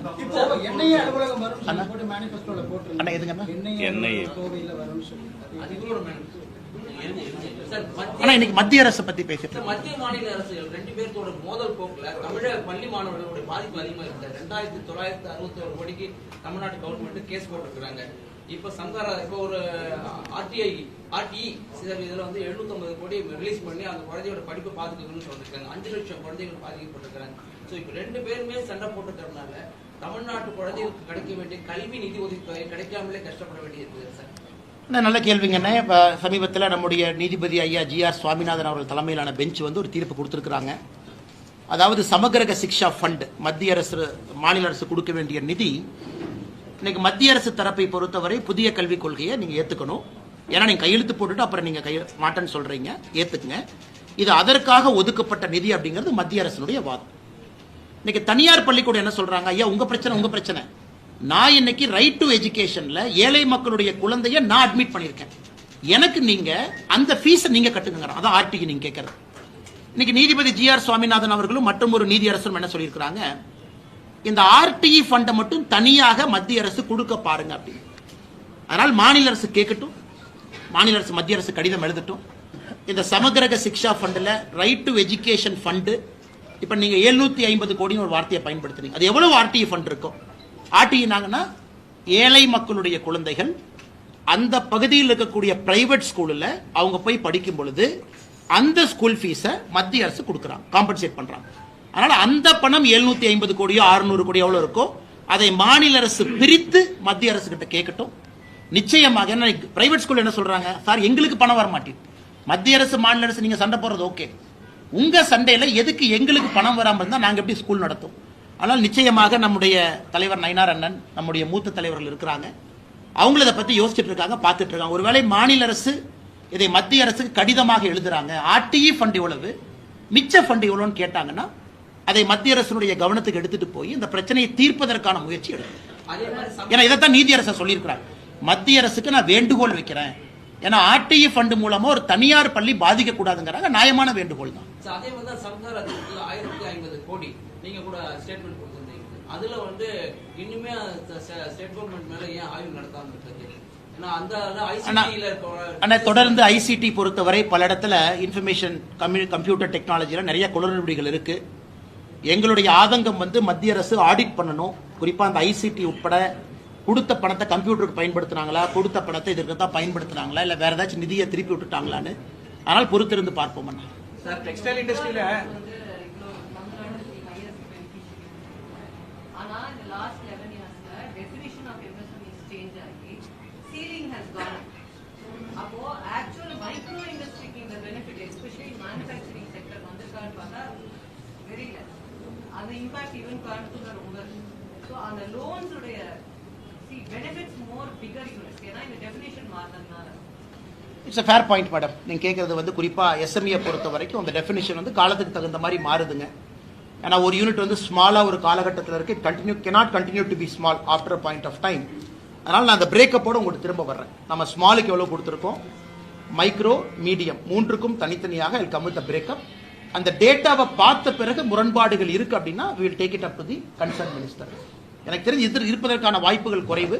பட் இருந்தாலும் நான் எஸ்எம்இயா உங்களுக்கு ஒரு டேட்டாவை கொடுத்தேன், ஒரு பிரேக்கப்போட உங்கள்கிட்ட பேசுறேன். சார் டெக்ஸ்டைல் இண்டஸ்ட்ரியில பொறுத்த வரைக்கும் பாலிஸ்டர் விஸ்கோஸ் இருக்கு இல்லைங்களா, அதோடைய இம்போர்ட் இதுக்கு தரக்கட்டுப்பாடுன்னு ஒன்று விதிச்சு பல வருஷமா கோரிக்கை கொடுத்துட்டு இருக்காங்க. ஒரு சில கார்பரேட் நிறுவனங்கள் மட்டும் பயன்பெறதுனால என்டையர் இந்தியன் டெக்ஸ்டைல் இண்டஸ்ட்ரியே பாதிக்கப்படுதுன்னு சொல்லி சொல்றாங்க இண்டஸ்ட்ரி. அதை பத்தி உங்களுடைய கருத்து? அண்ணா இதே கேள்வியை 4 மாசம் முன்னாடி பிரஸ் மீட்ல நீங்க கேட்டீங்க, இதே அண்ணன் நீங்க தான் கேட்டீங்க. இதே கேள்விக்கு 4 மாசம் முன்னாடி பதில் சொன்னேன். நல்ல கேள்விதான், நல்ல கேள்விதான். பாராட்டித்தானே பதில் சொல்றேன். நீ கேட்ட தப்புன்னு சொல்றேன்னா அதனால அன்னைக்கு சொன்ன இல்ல இல்ல நீங்க அந்த ஆன்சர் ஒரு நிமிஷம் நான் சொன்ன ஆன்சர் அவர் சொல்ல சொல்லுங்க. ஆன்சரே கேட்க மாட்டீங்க. நான் சொன்ன ஆன்சர் சொல்ல சொல்லுங்க. நான் இன்னைக்கு சொன்ன ஆன்சரை சொல்ல சொல்லுங்க. பிரஸ் மீட்ல நீங்க கேட்ட கேள்விய பிசிறு மாறாம நான் கேள்வியை திரும்ப சொல்றேன். நான் சொன்ன பதில நீங்க சொல்லுங்க. நாங்க மானிட்டரிங் பண்ணிட்டு இருக்கோம். கண்டிப்பா தொழில்துறையினருடைய கோரிக்கையும் பரிசீலனை பண்ணுவோம். இங்க இருக்கக்கூடிய கோயம்புத்தூர்ல இருக்கக்கூடிய விஸ்கோஸ் நிறுவனத்திற்கு, இங்க இருக்கக்கூடிய நிறுவனம், நீங்க கோயம்புத்தூர் விஸ்கோஸ் நிறுவனம் குறிப்பா ஆர்டிபிஷியல் ஃபைபர்ஸ் இன்னைக்கு இந்தோனேஷியா போன்ற நாடுகள் வந்து முக்கியத்துவம் கொடுக்கறாங்க. நார்த் இந்தியாவில் 2 கம்பெனி டாமினேட் பண்றாங்க. இதனால வந்து பிரச்சனை ஆகுது அப்படிங்கிற ஒரு அடிப்படை தன்மை இருக்கு. கோயம்புத்தூர்ல ஆர்டிபிஷியல் ஃபைபர்ல யார் இருக்காங்களோ அவங்கள கூட்டிட்டு போய் நிதியமைச்சரை பார்க்க வச்சோம். இவங்க எல்லாம் வந்து பார்த்தாங்க. அவங்களுக்கு எந்த விதமான கம்ப்ளைண்ட் இப்ப இல்லைங்கண்ணா. நிதியமைச்சரை பார்த்த பிறகு ஆர்டிபிஷியல் ஃபைபர் மேனுஃபேக்சர் பண்ணக்கூடிய கோயம்புத்தூரை சார்ந்த தொழிலதிபர்களுக்கு பிரச்சனை இல்லை. அதற்கான நிவர்த்திகள் சில இடத்துல கொடுத்திருக்கோம். ஆனா டெக்ஸ்டைலை பொறுத்த வரைக்கும் இட் இஸ் வெரி டைனமிக்ங்கண்ணா. 2 வருடத்திற்கு முன்பு கொடுத்த தீர்வு இன்னைக்கு அப்ளை ஆகாது. இட் இஸ் சோ டைனமிக், மாறிக்கிட்டே இருக்கும். அதனால் எங்களை பொறுத்தவரை அண்ணன் கேட்கிற கேள்வி தவறுன்னு நான் சொல்ல, அதே பதில தான் நான் திரும்ப சொல்றேன். பிரச்சனைகள் வரும்போதெல்லாம் அதை தீர்ப்பதற்கான எல்லா முயற்சி எடுக்கிறோம். ஒரே பிரச்சனை தொடர்ந்து இருப்பதில்லை. ஒரு காலத்துல இம்போர்ட் டியூட்டி வேணும்னு கேட்டாங்க, இன்னைக்கு இம்போர்ட் டியூட்டி வேண்டான்னு கேட்கறாங்க. சார் என்னன்னா இன்னைக்கு கூட நாங்களும் போட்டிருக்கோம். நிதி ஆயோக்ல இப்போ QCOக்கு கமிட்டி போட்டாங்க. ஏன்னா they are against QCO. ஆனா காமர்ஸ் மினிஸ்ட்ரி என்ன சொல்றாங்கன்னா we are now no more subsidies for exports. நாங்க QCOs மூலமா தான் இதை வந்து ஹேண்டில் பண்ண போறோம்ங்கறாங்க. ஆனா இந்த QCOஸ்க்கு வந்து அகைன் மைக்ரோ அண்ட் ஸ்மால் செக்டர்னால நாட் only டெக்ஸ்டைல்ஸ் இன்ஜினியரிங்லயுமே அவங்களால முடிய மாட்டேங்குது. சோ என்ன ஆகுதுன்னா இப்போ நீங்க ஃபர்ஸ்ட் பாயிண்ட் சொன்னீங்க கரப்ஷன் இல்லைன்னு சொன்னீங்க. கரப்ஷன் இல்ல, but are the voices of micro and small industries hurt? அதுக்கான ப்ரொவிஷன் இப்ப இல்ல. அதுதான் கிரீவன்ஸ். மேடம் இப்ப இதை பொறுத்த வரைக்கும் ஓகே, குவாலிட்டி கண்ட்ரோல், குறிப்பா வந்து டெஸ்டிங் லேப் எல்லா இடத்துலயும் இன்னைக்கு மைக்ரோ அண்ட் ஸ்மால் என்ன சொல்றாங்கன்னா எங்களால அதை அஃபோர்ட் பண்ண முடியல, நீங்க அதை சொல்றீங்க. So it's a fair point. ஏற்கனவே சொன்னது போலங்க, ஒரு நாடு முன்னேற முன்னேற முன்னேற நம்முடைய நோக்கம் என்னன்னா ஸ்மால் இருக்கிறவங்க மீடியம்க்கும், மீடியம்ல இருக்கிறவங்க லார்ஜுக்கும் போகணும். அதே நேரத்தில் புதிதா ஸ்மாலுக்கு வரக்கூடிய ஸ்டார்ட் அப்புக்கும் வளர்றதுக்கான எல்லா சூழ்நிலையும் உருவாக்கி கொடுக்கணுங்கிறது அரசனுடைய நோக்கம். But a small cannot continue to be small and keep demanding 10 ஆண்டுகளுக்கு முன்பு கொடுத்த அதே விஷயத்தை தொடர்ந்து கொடுங்க. the country will not progress. 2014 நம்ம ஆட்சிக்கு வரும்போது $1.9 trillion, இன்னைக்கு நம்ம $4 trillion. ஸோ கண்ட்ரீஸ்னுடைய எக்கானமியை கிட்டத்தட்ட நம்ம டபுள் பண்ணியிருக்கோம். அப்படி இருக்கும் பொழுது எல்லா இண்டஸ்ட்ரிக்கும் முதல்ல கொடுத்த அதே மாதிரி நீங்க கொடுங்கன்னு சொல்லும் பொழுது the country cannot grow. அதே நேரத்தில் நீங்க சொல்ற பாயிண்ட் இருக்கு, ஸ்மாலும் புரிஞ்சுக்கணும், சேம் சப்சிடி சேம் மொடாலிட்டி முதல்ல மாதிரி இருக்காது. It cannot happen. World over it cannot happen. Second, textile industry பொறுத்த வரைக்கும் மேடம் நம்மை தாண்டி இன்னொரு பிரச்சனை இருக்கு. There is a tariff quota. European union பிரச்சனை அவங்களுக்கு இருக்கு. ஒரு கவர்மெண்ட்டை பொறுத்த வரைக்கும் எல்லா முயற்சிகள் எடுத்தாலும் ரவுண்ட் ட்ரிப்பிங் பண்றாங்க, அதை ஸ்டாப் பண்ணணும். அதெல்லாம் தாண்டி திருப்பூர், கோயம்புத்தூர் போன்ற நிறுவனங்களுக்கு பங்களாதேஷ்ல இருந்து ஒரு பிரச்சனை வருது. நம்ம எவ்வளவுதான் ட்ரை பண்ணாலும் நிறைய நிறுவனங்கள் பங்களாதேஷ்ல போய் அவங்க நிறுவனத்தை ஆரம்பிச்சு உள்ள கொண்டு வர்றாங்க. ஸோ நம்மை தாண்டி ஜியோ பாலிடிக்ஸ் இருக்கு, அதையும் இங்க இருக்கக்கூடிய தொழில் நிறுவனங்கள் புரிஞ்சுக்கிறாங்க.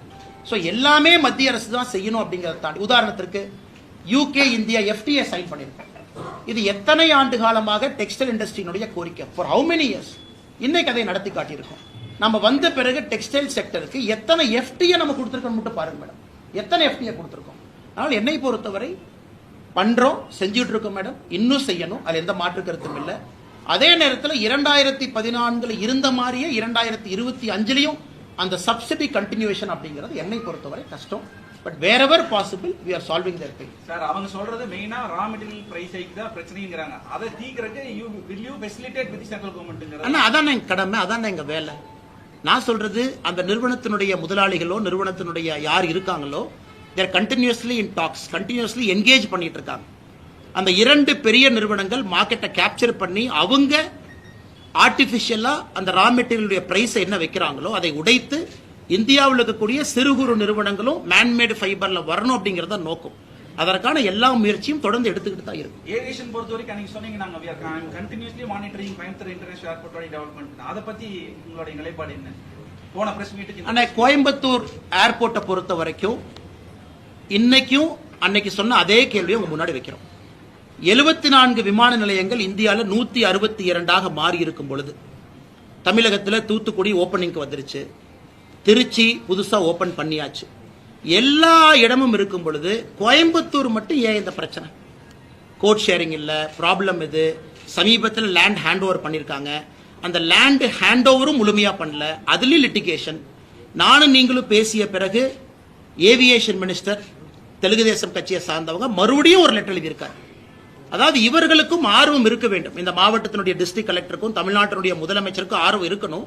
கோயம்புத்தூர் ஏர்போர்ட்டை பிரையாரிட்டியா டெவலப் பண்ணுங்கிற ஆர்வம் இருக்கணும். சும்மா பேருக்கு வந்து நாம கொடுத்தோம். இன்னைக்கு 100% கோயம்புத்தூர் ஏர்போர்ட்டுடைய விஸ்தாரம் ஆகாம இருப்பதற்கான காரணம் நமக்கு டெண்டர் நோட்டிபிகேஷன் ஒரு நாளுங்கன்னா லேண்ட் இன்னும் கொடுத்தே முழுமையாக இன்னும் அவங்க லேண்ட் ஹேண்ட் ஓவர் பண்ணாம இருக்கிறாங்க. முழுமையா ஹேண்ட் ஓவர் பண்ண மறுபடியும் ஏவியேஷன் மினிஸ்டர் ரிமைண்டர் லெட்டர் எழுதியிருக்காங்க. கடந்த முறை வானதி ஸ்ரீனிவாசன் அவர்கள் கோயம்புத்தூர் தெற்கு தொகுதியினுடைய எம்எல்ஏ முதலமைச்சரை பார்த்த பிறகு 2 நாட்கள் கழிச்சு டிஆர்பி ராஜா அவங்க சொன்னாங்க லேண்டை கொடுத்தோம். முழுமையா கொடுத்தாங்களா? கொடுக்கல. இருந்த ஏவியேஷன் மினிஸ்டர் மறுபடியும் கடிதம் எழுதுறாங்க.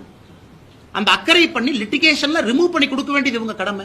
எப்படி மத்திய அரசு இங்க வந்து லிட்டிகேஷன் அவங்க பொறுப்பு எடுப்பாங்கன்னா மாநில அரசு தான் காரணம். அதே தான் சொல்றேன். அப்படி இருந்தா நாம ஏன் கோயம்புத்தூரை வஞ்சிக்க போறோம்னா தூத்துக்குடி ஓபனிங் ரெடி இருக்கு, திருச்சி ஓபன் பண்ணியாச்சு. எத்தனையோ புது விமான நிலையங்கள் தமிழகத்தில் கொடுக்கும் பொழுது கோயம்புத்தூர் எங்களை பொறுத்தவரை ஹை பிரையாரிட்டி. காரணம் வால்யூம் ஆஃப் டிராபிக். இதனால மத்திய அரசு ஏன் கோயம்புத்தூரை வஞ்சிக்க போகுது?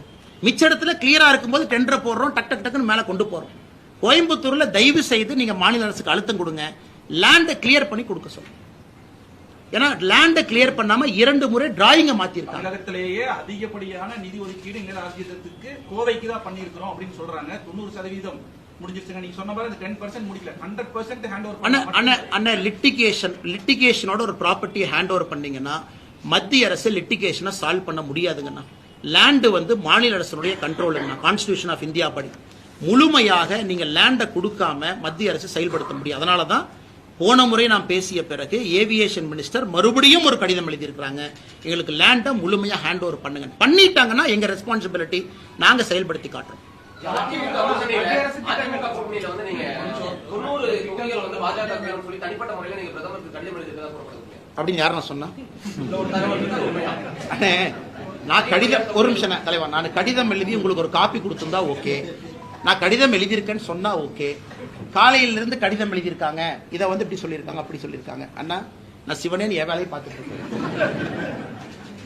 என்னை பொறுத்தவரை 2024 கூட்டணி எல்லாம் ஃபார்ம் ஆன பிறகு எல்லா கட்சிகளும் அமைந்த பிறகு அந்தந்த தலைவர்கள் பேசுவாங்க யார் எவ்வளவு சீட் நிக்கணும். எங்கிட்ட கேட்டீங்கன்னா பிஜேபி நிறைய சீட்ல நிக்கணும்னு நினைக்கிற ஆள் நான். பிஜேபி 2014, 19, 24 ஒரு ஆண்டு வளர்ச்சி பாதையில் இருக்கு. அதனால் என்னை பொறுத்தவரை நான் கடிதம் எழுதியிருந்தால் நானே உங்கள்கிட்ட சொல்றேன். அந்த நேரம் சூழ்நிலை வரும் பொழுது தலைவர்கள் இருக்காங்க சொல்லுவாங்க. அதனால இதை ஒரு விவாத பொருளாக இதற்கு ஆக்கணும். எலெக்ஷன் பக்கத்துல வந்துருச்சாங்கன்னா கூட்டணி ஃபார்ம் ஆயிருச்சா? அண்ணாமலையோட வாக்குறுதிகள் ஒண்ணுமே என்னென்ன நிறைவேறிருக்குங்க சார்? நீங்க எலெக்ஷன் சொன்னீங்களா சார், என்டிஏ தம்பி அண்ணன் கேட்ட என்ஏ எவ்வளவு கொண்டு வரீங்களா? அதெல்லாம் என்ன? என்ஏக்கு வந்து நம்முடைய உள்துறை அமைச்சர் கடிதம் போட்டிருக்காங்க. குறிப்பாக நம்முடைய அமித்ஷா அவர்கள் ஒரு கடிதம் எழுதியிருக்கிறாங்க, பதில் கடிதம். என்ன சொல்லியிருக்காங்கன்னா, மதுரை அலுவலகத்தை வந்து நாங்க இன்னைக்கு விஸ்தாரப்படுத்துறோம். காரணம் வந்து ஜியோகிராபிக்கல் லொகேஷன் படி மதுரைக்கு வந்து இன்னைக்கு ஒரு விஸ்தாரப்படுத்தணும். என்ஐஏ என்சிபி ரெண்டுக்கும். ஸோ நார்கோட்டிக்ஸ் கண்ட்ரோல் பியூரோ கோயம்புத்தூருக்கு வர வேண்டும் என்பது எங்களுடைய தொடர் இது. காரணம் இங்கே கல்லூரிகள் பள்ளிகள் அதிகமாக இருக்கு. இன்னைக்கு மதுரை அலுவலகத்தை ஒரு படி மேலே உயர்த்தி விட்டுருக்காங்க, 1 லெவல் அப் கொண்டு போயிருக்காங்க. அது கோயம்புத்தூர் உட்பட எல்லா பகுதிக்கும் அது பார்த்துக்கணும் அப்படின்னு. என்ஐஏக்கு நாங்கள் எழுதின கடிதத்திற்கு பரிசீலிப்பதாக கடிதம் எழுதியிருக்கிறாங்க. ஸோ பரிசீலனை இருக்கு. என்சிபியை பொறுத்தவரை நம்முடைய கோரிக்கைக்கு மதுரையை எலிவேட் பண்ணி அதற்கு அதே பவர்ஸ் கொடுத்து சீனியர் ஆபீசர்ஸ் அனுப்பிச்சிருக்காங்க. பட் தொடர்ந்து நாங்கள் கேட்போம், போராடுவோம். காரணம், தமிழகத்தில் கல்லூரிகள் அதிகமாக இருக்கக்கூடிய மாவட்டம் கோவை மாவட்டம். இங்க தனிப்பட்ட அதிகாரிகள் கண்காணிக்கணும். ஒருவேளை மதுரையை எலிவேட் பண்ணா கூட இங்க ஒரு பிரான்ச் ஆபீஸ் மாதிரி போட்டுனாவது இங்க வந்து உட்காரணும். அதனால் தொடர்ந்து எல்லா இடத்துலையும் ஃபாலோ பண்ணிக்கிட்டே இருக்கோங்கன்னா போராடிட்டு இருக்கோம். 48 ஹவர்ஸ் ஓகே. மிச்சம் எல்லாம் முடிச்சுட்டு அதுக்கு வருவேன்.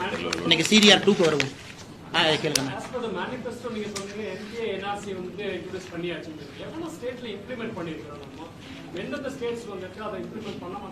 நீங்க சொல்றது என்ன சொல்றீங்க? நேஷனல் பாப்புலேஷன் ரெஜிஸ்டரா? அண்ணே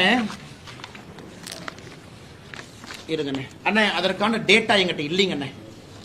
என்பிஆர் அப்கோர்ஸ் இல்லை. என்பிஆர் நாம் என்னது ஆரம்பிக்கல.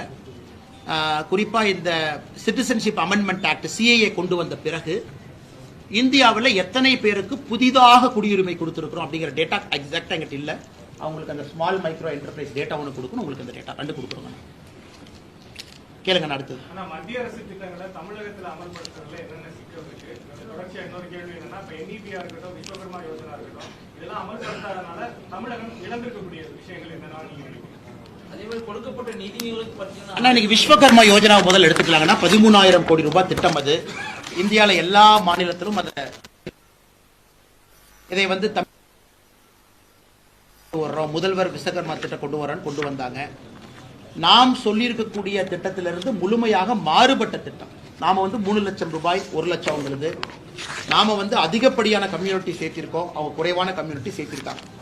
அதனால மாநில அரசுகிட்ட நான் கேட்க விரும்புறது, ஐயா நாங்க விஸ்வகர்மா திட்டத்தை கொண்டு வந்தோம், லட்சக்கணக்கான மனிதர்கள் ரெஜிஸ்டர் பண்ணாங்க. நீங்க கொண்டு வந்த விஸ்வகர்மா திட்டத்தில் ஆயிரக்கணக்கானவர்கள் கூட பதிவு செய்யல அப்படிங்கிறது என்னுடைய குற்றச்சாட்டு. அதுக்கு உங்க 1 ரூபாய் கூட நிதி அலோகேட் பண்ண. இந்தியா முழுவதும் விஸ்வகர்மால நம்ம நிதி கொடுத்து 13,000 கோடி திட்டத்தை செயல்படுத்தி கொண்டிருக்கும் பொழுது தமிழகத்தில் ஏட்டிக்கு போட்டியாக ஒரு திட்டத்தை கொண்டு வந்து எத்தனை பேர் பதிவு பண்ணிருக்காங்க? ரெக்கார்டு கொடுக்கட்டும். மோடி ஐயாவுடைய விஸ்வகர்மா திட்டத்தினுடைய பதிவு டீட்டெயில் தமிழக அரசு கையிலே இருக்கு, அதே வெளியிடட்டும். ஸோ நமக்கு பதிவு செய்ததில் 10ல் ஒருத்தர் தான் தமிழ்நாடு விஸ்வகர்மா திட்டத்தில் பதிவு பண்ணியிருக்காங்க. அது அவங்களே கிளாரிஃபை பண்ணட்டும். 1 ரூபாய் கூட ஃபண்டினை டிஸ்போஸே பண்ணல. அப்படி இருக்கும் பொழுது வேண்டுமென்றே மத்திய அரசுடைய திட்டத்தை முடக்க பார்த்து மாநில அரசு போட்டியாக கொண்டு வந்த திட்டம் ஃபெயிலியர் தானே. இது அவங்க வந்து மாநில அரசு உணர்ந்துக்கணும். அதே போல முதலமைச்சருடைய மருந்து கடைகள் திட்டம் அதுவும் இன்னைக்கு ஃபெயிலியர் ஆக போகுது. காரணம், இந்தியா முழுவதுமே பிரதம மந்திரியினுடைய மலிவான மருந்து கடை இந்தியா முழுவதுமே இருக்கு. தமிழகத்தில் 900க்கும் மேற்பட்ட கடைகள் இருக்கு. அதற்கும் ஏட்டி போட்டியான கொண்டு வந்து இன்னைக்கு முதலமைச்சருடைய மருந்து கடை ப்ரொக்யூர் பண்ண முடியல. அவங்களால மருந்து வாங்க முடியாம தவிச்சிட்டு இருக்காங்க. ஸோ அங்கேயும் பிரச்சனை. இன்னைக்கு நீங்க தேவையில்லாம முதலமைச்சருடைய மலிவு மருந்து கடை ஆரம்பிச்சு உங்களாலையும் ப்ரொக்யூர் பண்ண முடியல. மத்திய அரசுக்கு சப்ளை செயின்ல வரக்கூடியதை நீங்க பிளாக் பண்ணி வச்சிருக்கிறீங்க. இதுவும் பிரச்சனை. அதனால முதலமைச்சர் அவர்கள் உணர்ந்து கொள்ள வேண்டும். ஒரு திட்டத்தை நீங்க கொண்டு வந்தா முழுமையா நிறைவேற்றுங்க. மத்திய அரசு திட்டத்தையும் நிறைவேற்ற விடாம உங்க திட்டத்தை கொண்டு வந்து அதையும் பிளாக் பண்ணி 2 திட்டத்தை சொதப்பிட்டு இருக்காரு. ஒன்னு விஸ்வகர்மா திட்டத்தை முடிச்சு விட்டாரு, இந்தியா முழுவதும் பயன்பெற திட்டம். பிரதம மந்திரியினுடைய மலிவு விலை மருந்து கடை அங்க வரக்கூடிய சப்ளை செயின்ல தமிழக அரசு கான்ட்ராக்ட் போடுறாங்க, எனக்கும் அதே மருந்து கொடு. அப்புறம் என்ன பிரமாதம்? அதே மருந்து பிரதமருடைய கடைக்கு போகும் பொழுது நீங்க எதுக்கு அதை வாங்குறீங்க? வேற சப்ளை செயினுக்கு போங்க. நீங்க வாங்குறதுனால அங்க போற சப்ளை செயின் பாதிக்குது. அதனால 2 திட்டமும் கூட ஏட்டிக்கு போட்டியாக கொண்டு வந்த திட்டம் வந்து அட்டர் ஃபெயிலியர் தான். அப்படின்னா மத்திய அரசு ஒடுக்கக்கூடிய நிதி ஆதாரங்கள் சரியான முறையில் விவசாயிகளுக்கும் போய் சேர மாட்டேங்குது, இண்டஸ்ட்ரியல்ஸ்காரங்களுக்கும் எம்எஸ்எம்இ இண்டஸ்ட்ரியல்காரங்களுக்கும் போய் சேர மாட்டேங்குது. அவங்களும் ஒரு பக்கம் எல்லாருக்கும் கருப்புலையுமே எங்களுக்கு சென்ட்ரல் கவர்மெண்ட்ல எவ்வளவு பணம் கொடுக்குறாங்கன்னு எங்களுக்கு தெரியுது சார், எவ்வளவு வருதுன்னு தெரியல சார். அப்படிங்கிறப்ப இங்க பிரச்சனை என்னன்னா, எதற்காக இந்தியாவில் எல்லா இடத்துலையும் டபுள் இன்ஜின் கவர்மெண்ட் சக்சஸ் ஆகுதுனாங்கன்னா டிரான்ஸ்பரன்சி இருக்கு. பிஜேபி ஆட்சி மத்தியிலும் மாநிலத்திலும் ஒரே ஆட்சி இருக்கும் பொழுது அக்கௌண்டபிலிட்டி இருக்கு. இங்க வந்து அக்கௌண்டபிலிட்டி இல்லை. அதாவது ஃபேக் டேட்டா போடணும். 100 நாள் வேலைவாய்ப்பு திட்டத்தில் எவ்வளவு ஃப்ராட் பண்ணியிருக்கிறாங்க, ஃபேக் என்ட்ரி. அதே போல மிக முக்கியமாக பிஎம் கிசான் ஸ்கீம் எனக்கு ரொம்ப மனது வலிக்கக்கூடிய திட்டங்கன்னா 38 லட்சத்தில் ஆரம்பிச்சு 21 லட்சத்துக்கு வந்துட்டோம். 17 லட்சம் விவசாயிகள் டிஸ்குவாலிஃபை ஆயிட்டாங்க. நாம டிஸ்குவாலிஃபை பண்ணல, டிஸ்குவாலிஃபை பண்ணது மாநில அரசு. நம்ம ஆரம்பிக்கும் போது 38 லட்சம். உன் டாக்குமெண்ட் இப்படி இல்லை, பட்டா சிட்டா 2 பேர்த்து பேர்ல இருக்கு, ஒரே குடும்ப பிரிங்கன்னு இவங்க பிரச்சனை பண்ணி அதை குறைச்சு 21 லட்சத்தில் வச்சிருக்கிறாங்க. ஸோ மாநில அரசை பொறுத்தவரை டிரான்ஸ்பரன்சி இல்லாம பாருங்க. ஆவாஸ் யோஜனா இந்தியா முழுவதும் ஒழுங்கா போகுது. இங்க நேத்து கூட ரக்கா சொன்னாங்க, திமுக காரனுக்கு பணம் கொடுத்தா தான் என்ட்ரியே போடுறான் பஞ்சாயத்து லெவல். ஸோ எல்லா இடத்திலும் கூட மத்திய அரசினுடைய திட்டத்தை செயல்படுத்தக்கூடாது என்கின்ற ஒற்றை நோக்கில் திராவிட முன்னேற்ற கழகம் இருக்கிறாங்க. அனைத்து இடத்திலும் சப்சிடி டிரான்ஸ்பரண்டா போகும்போது இங்க மட்டும் என்ன பிரச்சனை? ஏன் அதை பண்றாங்க? கலெக்டர் ஆஃபீஸ்ல அக்ரிகல்ச்சர் ஆஃபீஸர் இருக்கார், அவர் என்ன பண்றாரு? டாஸ்மாக் இன்சார்ஜா பல கலெக்டர் ஆஃபீஸ்ல போட்டிருக்காங்க. அவங்க வேலை தானே. அவங்க போய் உண்மையாலுமே மண்வள அடையாள அட்டை 25 கோடி விவசாயிகள் தமிழகத்தில் அது குறைவு வாங்கல. இதெல்லாம் போய் கேம்ப் போட்டு நடத்தணும். மாநில அரசு கேம்ப் போட்டு இது மத்திய அரசுடைய திட்டம், வாங்க எங்க அதிகாரிகள் உட்கார்ந்து இருப்பாங்க, ஞாயிற்றுக்கிழமை மணிக்கு நீங்க வாங்க கலெக்டர் ஆஃபீஸ்க்கு, நீங்க வந்து பதிவு பண்ணுங்க. அதான் டபுள் இன்ஜின் கவர்மெண்ட். ஒரு மாநில அரசும் மத்திய அரசும் ஒரே கட்சியில் இருக்கும்போது நடக்கும். ஆனா தமிழகம் நம்முடைய துரதிர்ஷ்டம், மாநில அரசு மத்திய அரசுடைய திட்டங்களை முடக்க வேண்டும் என்கின்ற ஒற்றை நோக்கில் இருக்கிறாங்க. அதான் பிரச்சனை. அதிமுக கூட்டணி வேண்டாம் என்ற நிலைப்பாட்டில் இருந்த அண்ணாமலை தற்போது வரைக்கும் மாறல அப்படின்ற ஒரு இருக்கு. ஏன்னா அமித்ஷா பங்கேற்ற மேடையில கூட நீங்க அதிமுக தலைவர்கள் குறித்து பேசல. அதே போன்று கோவையில் நடைபெற்ற இளையராஜா கூட்ட நிகழ்ச்சியில தளபதி ஸ்டாலின் ஐயான்னு சொன்னவர் அதிமுக தலைவர்கள் குறித்து எந்த விதமான கருத்தும் பேசல. அண்ணே, நான் பிஜேபியினுடைய தொண்டனா, உயிர் இருக்கிற வரைக்கும் இந்த கட்சி வளர்ச்சிக்காக மட்டும்தான் நான் இருக்கேன். மற்ற கட்சி அதே நேரத்தில் கட்சி ஒரு முடிவெடுக்கும் பொழுது ஒரு தொண்டனாக நான் கட்டுப்படுறேங்கண்ணா. எங்களுடைய தலைவர்கள் ஒரு முடிவு எடுக்கிறாங்க, தொண்டனா கட்டுப்படுறேன். சில இடத்துல எங்கே வாயை மூடிக்கொண்டிருக்க வேண்டுமோ அங்கே வாயை மூடிக்கொண்டிருக்கின்றேன், எங்கே பேச வேண்டுமோ அங்கே பேசுறேன். உறுதியாக தமிழகத்தில் அரசியல் மாற்றம் நடக்க வேண்டும் என்று நினைக்கக்கூடிய மனிதன் நான். அதே நேரத்தில் எந்த கட்சி நான் திறந்தாழ்ந்து பேசல. இளையராஜா ஐயாவை பொறுத்தவரை அவருக்கும் கலைஞர் கருணாநிதி ஐயாவுக்கும் தனிப்பட்ட நட்பு. இளையராஜா ஐயாவை நான் காலையில் எங்க பார்த்து பார்த்தேன். நம்ம மாநகரத்துக்கு வந்திருக்கிறாங்க, நம்ம வரவேற்கலாம், எப்படி இருக்கும். ஐயாவை காலையில் சந்தித்த பொழுது ஐயா ஆணை சொன்னாங்க, நீ சாயந்தரம் நிகழ்ச்சிக்கு வந்திருப்பா, வந்து பார்த்துட்டு போ வா அப்படின்னா. ஏன்னா இளையராஜா ஐயா சொன்ன பிறகு எப்பொழுதுமே தட்டாமல் கேட்கக்கூடிய மனிதன் நான். நிகழ்ச்சிக்கு போனேன், ஐயா சொன்னாங்க சரி மேடைக்கு வாங்க அப்படின்னு. மேடைக்கு போய் பேசும் பொழுது அது அரசியல் மேடையாக நான் பயன்படுத்தி கொள்ள விரும்பவில்லை. ஏன்னா இதே இளையராஜா ஐயா மேடையில் எத்தனையோ அரசியல் தலைவர்கள் பேசியிருக்கிறாங்க. ஆனால் இளையராஜா ஐயாவை பொறுத்தவரை அவருக்கும் கலைஞர் கருணாநிதி ஐயாவுக்கும் தனிப்பட்ட நட்பு. ஏன்னா பிறந்த நாளையே மாத்திக்கிட்ட நட்பு இருவருக்கும் இருக்காரு, அதை எடுத்து காட்டணும். அதே நேரத்தில் எனக்கும் முதலமைச்சர் மு.க. ஸ்டாலின் ஐயாவுக்கும் கருத்து வேறுபாடுகள் இருந்தாலும் இளையராஜா ஐயாவை பொறுத்தவரை கடந்த ஒரு 4-5 மாதங்கள் அழகா பண்ணியிருக்காங்க. அவருடைய சிம்பனி ஆர்கெஸ்ட்ரா மிக அழகா அதை கொண்டு வந்திருக்கிறாங்க. இளையராஜாவுக்கு கொடுக்க வேண்டிய மரியாதையை மாநில அரசு கொடுத்திருக்கிறாங்க. அதைத்தான் நான் சொன்னேனே தவிர, ஏன்னா மற்ற தலைவர்கள் பெயரை சொல்லவில்லை, அதற்காக கொச்சப்படுத்திட்டாங்க அர்த்தம் இல்லை. கலைஞர் கருணாநிதி ஐயா தனி நட்பு. பிரதமர் ஐயா இளையராஜா ஐயாவுக்கு செய்ய மாநிலத்தினுடைய முதலமைச்சர் ஸ்டாலின் ஐயாவும் செய்யறாங்க. அதை அந்த மேடையில சொல்லாம வெறும் அரசியல் மேடையாக நான் பயன்படுத்தி நாங்க அப்படின்னு சொன்னா தப்பா, அது இளையராஜாவை கொச்சைப்படுத்துவது போல் இருந்திருக்கும். அதனால் மிச்சம் யாரு மேலே காழ்ப்புணர்ச்சி இல்லைங்கன்னா எங்கே எதை சொல்ல வேண்டுமோ நிச்சயமாக அங்கே அதை சொல்லுங்க.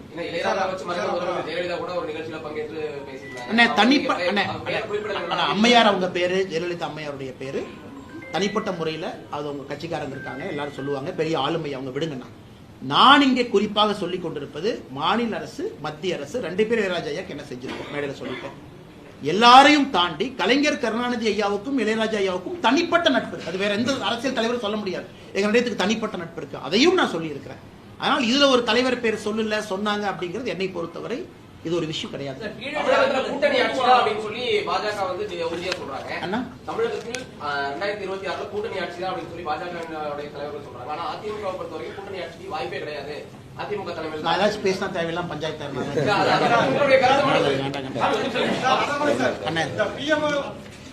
அண்ணா. நான் வந்து இந்த கூட்டணி ஆட்சி கீட்டணி ஆட்சியில எல்லாம் பாஜக ஆட்சின்னு சொல்லிட்டு இருக்கிறேன் நான். ஆனா இன்னைக்கு நம்முடைய கட்சியினுடைய தலைவர்கள் ஒரு முடிவு எடுத்திருக்கிறாங்க. முடிவுக்கு தொண்டனாக நாங்கள் கட்டுப்படுகின்றோம். அது எங்களுடைய தலைவர் நைனா அண்ணா இருக்கிறாங்க, அவங்க எல்லாம் சொல்லுவாங்கன்னா இதுக்குள்ள நான் போக விரும்பல. எனக்கு தனிப்பட்ட கருத்துக்கள் இருந்தாலும் என்னுடைய இதயத்துக்குள்ள இருக்கட்டும். வேற வரும்போது பேசுவோம். அண்ணா அதெல்லாம் வரும்போது பாத்துக்கலாம் அண்ணா. இதுக்கு பதில் சொல்ற சரியான தலைவர் வரும்போது அவங்ககிட்ட கேளுங்க.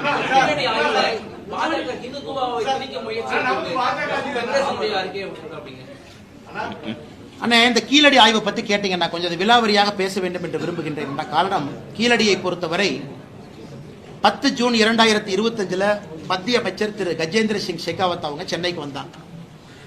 அப்ப இந்த கீழடி ஆய்வை பற்றி ஆர்கியாலஜிஸ்ட் கே அமர்நாத் ராமகிருஷ்ணன் அவர்கள் ஒரு ஆய்வறிக்கை கொடுத்திருந்தாங்க. அதை பத்தி எல்லா மீடியாலையும் சர்ச்சை பண்றாங்க. இந்த ஆய்வறிக்கை வந்து 982 பேஜ் ஆய்வறிக்கை, கீழடி எக்ஸ்கவேஷன் ரிப்போர்ட். இது 2014, 15, 16 செஞ்ச எக்ஸ்கவேஷன் ரிப்போர்ட்டா கொடுத்திருக்காங்க. இதுல மத்திய அரசுடைய பங்கு எங்கேன்னு மட்டும் நீங்க சொல்லுங்க, நான் உங்களுக்கு டேட்டா சொல்றேன். கீழடியில் நம்ம என்ன சொல்றோம், நம்முடைய தமிழ் நாகரிகம் தொன்மையான நாகரிகத்தை பத்தி சொல்றோம். இதுவரை இந்தியாவில் புரிதல் என்னன்னா, ஹரப்பன் நாகரிகம் தான் தொன்மையானது. அங்கே இருந்து ஹரப்பன் அழிவு ஆரம்பிக்கும் பொழுது அங்கிருந்து பிரிஞ்சு ஈஸ்ட்ல போனாங்க, சவுத்துல வந்தாங்க, அங்கங்க போய் நாகரிகம் தோன்றியது என்பதுதான் இத்தனை நாள் நம்ம வைக்கக்கூடிய வாதம். கீழடியை பொறுத்தவரை நம்ம என்ன சொல்றோம் அப்படின்னா, இன்னைக்கு இது கிட்டத்தட்ட 5300 ஆண்டுகள் பழமையானதுன்னு ஒரு வாதத்தை வைக்கிறோம். 5300 இயர்ஸ். அப்ப ஹரப்பன் எத்தனை ஆண்டுகள் பழமையானது அப்படின்னு ஹரப்பா அதை எடுத்தீங்க அப்படின்னா, அவர்களும் கிட்டத்தட்ட அதே பழமையான ஒரு நாகரிகம் ஹரப்பன் சிவிலைசேஷன் கூட. ஏன்னா இன்னைக்கு ஹரப்பா நீங்க போனீங்கன்னா அவங்க இன்னைக்கு இண்டஸ் வேலி நாம் என்ன சொல்றோமோ 3300 பிசியிலிருந்து 1300 பிசி, அப்படின்னா 5500 ஆண்டுகள் இண்டஸ் வேலி சிவிலைசேஷன் பழமையானது. அதே கருத்தை நாம வைக்கிறோம், இண்டஸ் வேலி அழிந்த பிறகு நாம தோன்றல, அது நடந்த பொழுதே பேரலா இங்க நமக்கு நாகரிகம் இருந்துச்சுன்னு தான் நம்ம சொல்றோம். இன்னைக்கு இந்த ரிப்போர்ட்டை வந்து 3 அறிஞர்கள் குவெஸ்டின் பண்ணிருக்காங்க. நாம குவெஸ்டின் பண்ணலீங்கன்னா நல்லா புரிஞ்சுக்க. 3 அறிஞர்கள், அதான் மத்திய அரசு திரும்ப கேட்டிருக்காங்க. ஒன்று, யூனிவர்சிட்டி ஆஃப் கால்கட்டாவில் இருக்கக்கூடிய பிஷ்ணு பிரியா பசக் என்கின்ற ப்ரொஃபசர் ஆர்கியாலஜிஸ்ட். அவங்க என்ன கேட்டிருக்காங்கன்னா, கீழடியை பொறுத்தவரை லேயர் லேயரா நீங்க எடுத்திருக்கிறீங்க. ஒரு சார்கோல், அதாவது ஏதோ ஒரு காலத்துல அழிந்த ஒரு மரம் சார்கோலா மாறி இருக்கு. அந்த கார்பன் டேட்டிங் புளோரிடாவில் நீங்க பண்ணும் பொழுது அதற்கு ஒரு நேரம் கொடுத்துருக்கீங்க. அது எந்த லேயர்ல கிடைச்சது? அதே போல கீழடியில தமிழ் பிராமி ஸ்கிரிப்ட் இருக்கக்கூடிய பாட்ரி ஓடு அது எங்க கிடைச்சது? நீங்க லேயரை கரெக்டா மார்க் பண்ணல. ஒரே லேயர்ல கிடைச்சதா தனித்தனி கிடைச்சதான் கிளாரிஃபை பண்ணுங்க. நியாயமான கேள்விதானே. பிரபோத் ஷிர்வல்கர் டெக்கான் காலேஜினுடைய ஆர்கியாலஜிஸ்ட் அவர் என்ன கேட்டிருக்காருன்னா, உங்க ரிப்போர்ட்ல அப்சல்யூட் டேட் பீரியட் நீங்க மென்ஷன் பண்ணல, அதையும் சரியா மென்ஷன் பண்ணுங்க. ஹர்ஷவர்தன் சித்தூர்காரர், நம்ம பார்டர் ரெவிடியன் யூனிவர்சிட்டியில் இருக்கார் ப்ரொஃபஸரா, அவர் என்ன கேட்டாருன்னா, 2 ஓட்டை வைத்துக்கொண்டு நீங்க சொல்லி இருக்கக்கூடிய நாட்களை சொல்ல முடியுமா? நமக்கு நிறைய ஐட்டம்ஸ் வேணும்ல, வெறும் 2 ஓடை வச்சு எப்படி சொல்லுவீங்க? நாகசாமி ஐயா, டாக்டர் ஆர் நாகசாமி ஐயா அவர் என்ன சொல்றாங்கன்னா, இன்னைக்கு இந்த தமிழ் பிராமி ஸ்கிரிப்ட் இந்த ஓடை வச்சு நம்ம என்ன சொல்றோம்னா 6ஆம் நூற்றாண்டு, 6ஆம் சங்க இலக்கியத்தை பொறுத்தவரைக்கும் 6ஆம் நூற்றாண்டு கொண்டு போறோம். இத்தனை நாள் அது 3ஆம் நூற்றாண்டு இருந்துச்சு. அப்படின்னா ஒரே அடியா 300 பிசி பின்னாடி போறோம். அவர் கேட்கக்கூடிய கேள்வி என்ன, எந்த ஆதாரத்தின் அடிப்படையில் நாகசாமி ஐயா கேட்கிறாங்க, ஒரு சார்கோல் இருக்கு, 2 ஓடுகள் இருக்கு, இது 2 வச்சு மட்டும் எப்படி சொல்ல முடியும்? சொல்ல முடியாது, ஏத்துக்க முடியாது. PA கிருஷ்ணன் ஃபார்மர் பியூரோக்ராட் தமிழ்நாட்டை சார்ந்தவங்க, அவங்களும் இதே தான் ரேடியோ கார்பன் வச்சு அவர் கேள்வி கேட்கிறார். அதனால இன்னைக்கு தமிழக அரசு மத்திய அரசோடு வேண்டாத அந்த சண்டைக்கு போறதை விட நாளைக்கு நாம கீழடியினுடைய ஆய்வறிக்கை உலகம் முழுவதுமே ஏற்றுக்கொள்ளப்பட வேண்டும். ஏதோ தமிழ்நாட்டில் திராவிட முன்னேற்ற கழகத்தினுடைய ஆட்சி ஒரு எலெக்ஷன் பிரச்சாரத்துக்காக சொல்றது இல்லைங்கன்னா, உலகத்துல ஒரு இடத்துல ஒரு டேட் மாறும் பொழுது உலகம் முழுவதும் அது திரும்ப செக் பண்ணுவாங்க, இது கரெக்டான நேரத்தில் சொல்லியிருக்காங்களா. ஏன்னா எவ்ரிதிங் இஸ் இன்டர்லிங்க். நீங்க மத்திய அரசு கேட்கறது என்ன, 982 பேஜ்ல சில கிளாரிபிகேஷன் கொடுங்க. 3 ப்ரொஃபசர் கேள்வி கேட்டிருக்காங்க. ஏற்கனவே சொன்னது போல விஷ்ணு பிரியா பசக், பிரபோத் சிவரல்கர், ஹர்ஷவர்தன் கேள்விகளுக்கு பதில் கொடுங்க. நான் பதில கொடுக்க மாட்டேன் மாநில அரசு சொல்வது எப்படி நியாயமாகும்னா, நானும் பெருமைப்படுறேன். 5300, 400, 500 ஆண்டுகள் என்று சொன்னால் இங்க இருக்கக்கூடிய எல்லோரும் பெருமைப்படுறோம். அதுல எந்த மாற்று கருத்தும் இல்லை. உலகத்தினுடைய தொன்மையான மொழி தமிழ்னு சொல்றோம். அப்ப தொன்மையான கலாச்சாரம் இங்க தான் இருக்கு. அதை ப்ரூஃபோட தான் கேட்கறோம். அதனால மத்திய அரசை பொறுத்தவரை நாளைக்கு ஒரிசா சொல்றாங்க, இல்ல நான் 2 ஓடு கண்டுபிடிச்சேன், இது 7500 வருஷங்கிறாங்க. கர்நாடகால சொல்றான், நான் தாயா ஃபர்ஸ்ட் வந்த தமிழுக்கு முன்னாடி, இது 8900 வருஷம். ஒரு மாநிலமே அவங்களுடைய அகலாராய்ச்சியில அவங்க ஒரு டேட்டை சொல்லும் பொழுது ஆர்கியாலஜிக்கல் சர்வே ஆஃப் இந்தியா ஒரு ஸ்டாண்டர்டு பேட்டர்ன் வைக்கும் பொழுது எப்படி அது நார்த் வெர்சஸ் சவுத் ஆகும்? இங்க இருக்கக்கூடிய சில திராவிட சித்தாந்தவாதிகள் சொல்றாங்க, தமிழர் நாகரிகத்தை மறைப்பதற்காக மத்திய அரசு முயற்சி பண்றாங்க. எதுக்கு மறைக்கணும்? எதுக்கு மறைக்கணும்? அந்த ரிப்போர்ட்டை ஸ்டடி பண்ணிட்டு 3 ப்ரொஃபசர் கேள்வி கேட்டிருக்காங்க, பதில் சொல்றது நம்ம கடமை அல்ல. அப்படித்தானே ஒரு பக்கம் ஆர்கியாலஜிக்கல் சர்வே ஆஃப் இந்தியா, இன்னொரு பக்கம் TNAD தமிழ்நாடு ஆர்கியாலஜிக்கல் டிபார்ட்மெண்ட் 2 இருக்கு. அதனால என்னை பொறுத்தவரை மத்திய அரசு கேள்வி கேட்டாங்கன்னு சொல்றதை விட ஆர்கியாலஜிக்கல் சர்வே ஆஃப் இந்தியா கேள்வி கேட்டிருக்காங்க, அதுக்கு பதிலை கொடுப்பதற்கான முயற்சி எடுக்கணுமோ தவிர, ஒரு மூத்த அமைச்சராக இருக்கக்கூடிய தங்கம் தென்னரசு அவர்களே ட்விட்டர் மூலமாக வசைப்பாடி மத்திய அரசு north versus south, Tamil versus Hindi அப்படிங்கிற வாதத்திற்கு எதற்காக போகணும்? அதான் கஜேந்திர சிங் ஷெகாவத் அவர்கள் காலையில தமிழ்ல ட்விட்டர் பக்கத்துல பதிவு பண்ணியிருக்காங்க. ஒரு ரிப்போர்ட்டை நீங்க கொடுக்குறீங்க, அது வேர்ல்டு வைட் ரிப்போர்ட்டா கொண்டு போகணும்னு விரும்புறோம், ஸ்டாண்டர்டை எதிர்பார்க்கிறோம், சில கேள்விகளை கேட்கிறோம், பதில சொல்றதை விட்டுட்டு எதற்காக நார்த் சவுத்னு பிரச்சனை ஆரம்பிக்கிறீங்கன்னு கஜேந்திர சிங் ஷெகாவத் அவர்கள் காலையில ட்வீட் பண்ணியிருக்கிறாங்க. அண்ணா பல்கலைக்கழக பெரியார் ஒரு நடராஜனுக்கு 50 லட்சம் ரூபாய் மதிப்பீடு கொடுக்கணும், அண்ணாமலை மன்னிப்பு கேட்கணும். இந்த மன்னிப்பு எல்லாம் கேட்க முடியாதுன்னா நான் சொல்றேன், நான் இருங்க. ஜந்தல் திட்டத்துல 6 மாசமா எல்லா வில்லேஜ்ல குடிய தோண்டி தண்ணி பைப் மாட்டிட்டாங்க சார். சரிங்க. தண்ணி வரல கேட்டது மோடி ஸ்கீம், ஆனா அவங்ககிட்ட போய் கேளுன்னு சொல்லி எல்லா கிராமம் சொல்லிட்டு இருக்காங்க சார். அண்ணா பத்தி கேள்றேன் நீங்க. சாரி அண்ணா, சாரி அண்ணா. எந்த ஏரியாங்கண்ணா தெரியாது. செட்டிபாளையம் எல்லா பக்கம் ப்ளூ கலர் பைப் மாட்டி பாக்ஸ் மாட்டிட்டு போயிருக்காங்க. கிட்டத்தட்ட 6-7 மாசம் ஆச்சு. பூரா ரோடு பூரா குழி தோண்டி போட்டாங்க. ஆனா அந்த பஞ்சாயத்துல கேட்கும்போது இதுக்கு எங்களுக்கு சம்மந்தம் இல்லைங்க, இது பிரைம் மினிஸ்டரோட ஸ்கீம், நீங்க அவங்களை போய் கேளுங்க அப்படின்னு சொன்னாங்க. இதே தண்ணி வரல, குழி மூடலைங்க. ரைட்டுங்கண்ணா. அண்ணா பதில் சொல்றேங்கண்ணா உங்களுக்கு. நான் கேட்க சொல்றேங்கண்ணா, சொல்றோம். 3க்கு பதில் சொல்றேன், தெரியாம சொல்லக்கூடாது. ஜந்தல் திட்டத்துல ஸ்டடி பண்ணி எல்லா சொல்றேன். பக்கம் ப்ளூ கலர் பைப்னா எல்லா பக்கம் பாக்ஸ் மாட்டிட்டாங்க. தண்ணி வருஞ்சு போட்டு குழி பூரா தோண்டி பைப் போட்டு போயிட்டாங்க. தண்ணி வரல, கரெக்ட். பட் அவங்க ஏன் பண்ணிருக்காங்கன்னு ஃபர்ஸ்ட் செக் பண்ணணும். கான்ட்ராக்டர் பிரச்சனையா, இல்லை இவங்க கொடுத்த சப் கான்ட்ராக்டர் கொடுத்த பிரச்சனையா, இல்லை அவங்க கொடுத்த டெபாசிட் பிரச்சனையா, ஸ்டடி பண்ணிட்டு சொல்லிடுங்க. தமிழக பாஜக தலைவராக அண்ணாமலை மாற்றப்பட்ட பிறகு அவரது ஆதரவாளர்கள் தனியா தான் செயல்பட்டு இருக்காங்க. குறிப்பா கோவை போட்டி நிகழ்ச்சி நடத்துறாங்க. அதே போல உங்களோட ஆதரவாளர்கள் சமூக ஊடகங்கள்ல ஐநா சாகித்ராங்க அண்ணா ஏப்ரல் 12ஆம் தேதிக்கு பிறகு இது என்னுடைய 3வது பத்திரிகையாளர் சந்திப்பு. இதை கேட்கல அண்ணே ஏன்னா ப்ரெஸ்ஸை பார்க்கணும், இதுக்காக தான் நான் ப்ரெஸ்ஸை பார்க்கறது இல்லைங்க. எதுக்குன்னா அண்ணே இந்த கூட்டணி பற்றி என்ன, நமக்கு தேவையில்லாத வேலை, யாரோ பேசிட்டு நமக்கு என்ன, தலைவர் இருக்காங்க பேசிட்டோம். அண்ணா கடந்த 2 மாதத்துல 3வது முறையாக பத்திரிகை நண்பர்களை நான் சந்திச்சுக்கிட்டு இருக்கேன். 3வது முறை, நான் அதுக்கு மேலே எங்கேயுமே பார்க்கலீங்க, நீங்களே செக் பண்ணிக்கணும். காரணம் என்னை பொறுத்தவரை எல்லோருடைய அரசியல் வாழ்க்கையும் பூஜ்ஜியத்தில் தாங்க நான் முடியும். அது இயற்கையினுடைய நியதி. எல்லா பெரிய தலைவர்லேருந்து பாருங்க. ஏன்னா ஃபைனலாக பதவியெல்லாம் இல்லாமல் தோளில் துண்டை போட்டு வீட்டுக்கு போகணும். அப்படி தான் அரசியல்வாதியினுடைய வாழ்க்கை இருக்கணும். யாருமே ஹைலி எல்லாம் அரசியல் வாழ்க்கையை முடிக்க முடியாதுங்க. பதவி இல்லாமல் தான் போவீங்க. அது எல்லோருக்கும், தொண்டருக்கும் பொருந்தும், தலைவனுக்கும் பொருந்தும், எல்லோருக்கும் பொருந்தும். நான் அப்படித்தான் என்னுடைய அரசியல் வாழ்க்கையை பார்க்குறேன். யாருமே இங்கே பெர்மனன்ட் பவர்லாம் வரல. செகண்ட் குரூப்பிசம், லொட்டு லொசுக்கு அந்த பஞ்சாயத்துலாம் எங்கிட்ட கிடையவே கிடையாதுங்க. எல்லோரையும் ஒரே மாதிரி பார்க்கக்கூடிய ஆள். அதே நேரத்தில் நாம வாழுகின்ற வாழ்க்கை என்பது 80 வயசு 90 வயசு, அதுக்குள்ள நல்லது பண்ணிட்டு போகணும். பெர்மனண்டா நான் தான் உட்கார்ந்துருப்பேன், இது ஏன் ஊரு, எம் சேரு. நான் பதவியில் இருக்கும் பொழுதே தலைவர் பதவியே வெங்காயம்னு சொன்னாங்க. ஏன்னா வெங்காயத்தை உரிக்க உரிக்க உரிக்க ஒண்ணுமே இருக்காது. அது மாதிரி தான் லைஃப். அதனால அன்பு நண்பருக்கு எல்லோருக்கும் நான் சொல்லிக் கொள்வது, இந்த சமூக வலைதளத்தில் சண்டை போடாது. அதெல்லாம் வெட்டி வேலை, அதில் எந்த பிரயோஜனமும் இல்லை. உங்களுடைய தனிப்பட்ட கருத்துக்களை பதிவு பண்ணுங்க, நோ ப்ராப்ளம். கட்சியின் சார்பாக என்னுடைய அன்பான வேண்டுகோள், சண்டை போடுறேன், அதை பண்றேன், இதை பண்றேன், அதெல்லாம் நீங்க அதுக்குள்ள போகாதீங்க. உண்மையை சொல்ல வேண்டும் என்றால் நானே சமூக வலைதளத்தில் இல்லை. என்னோட செல்போன் எடுத்து பாருங்க, எங்க ட்விட்டரா வச்சிருக்கேன், எதுவுமே இல்லை. தேவைன்னா ட்வீட் போட்டு வெளியே வந்துடுறேன். ட்வீட் எதுக்கு, உங்களுக்கு செய்தி சொல்லணும். அதை போய் படிச்சு அதுக்கு 2 கமெண்ட்டை போட்டு அதுக்கு ஒரு கமெண்ட் போடுறாங்க. எதுக்கு? அதெல்லாம் தேவையில்லாத வேலை. நிம்மதியாக உங்க வாழ்க்கையை வாழுங்க. அரசியல் மாற்றம் ஒரு நாள் அது நடந்தே தீரும் தமிழகத்தில். அது யாராலும் தடுக்க முடியாதுங்க.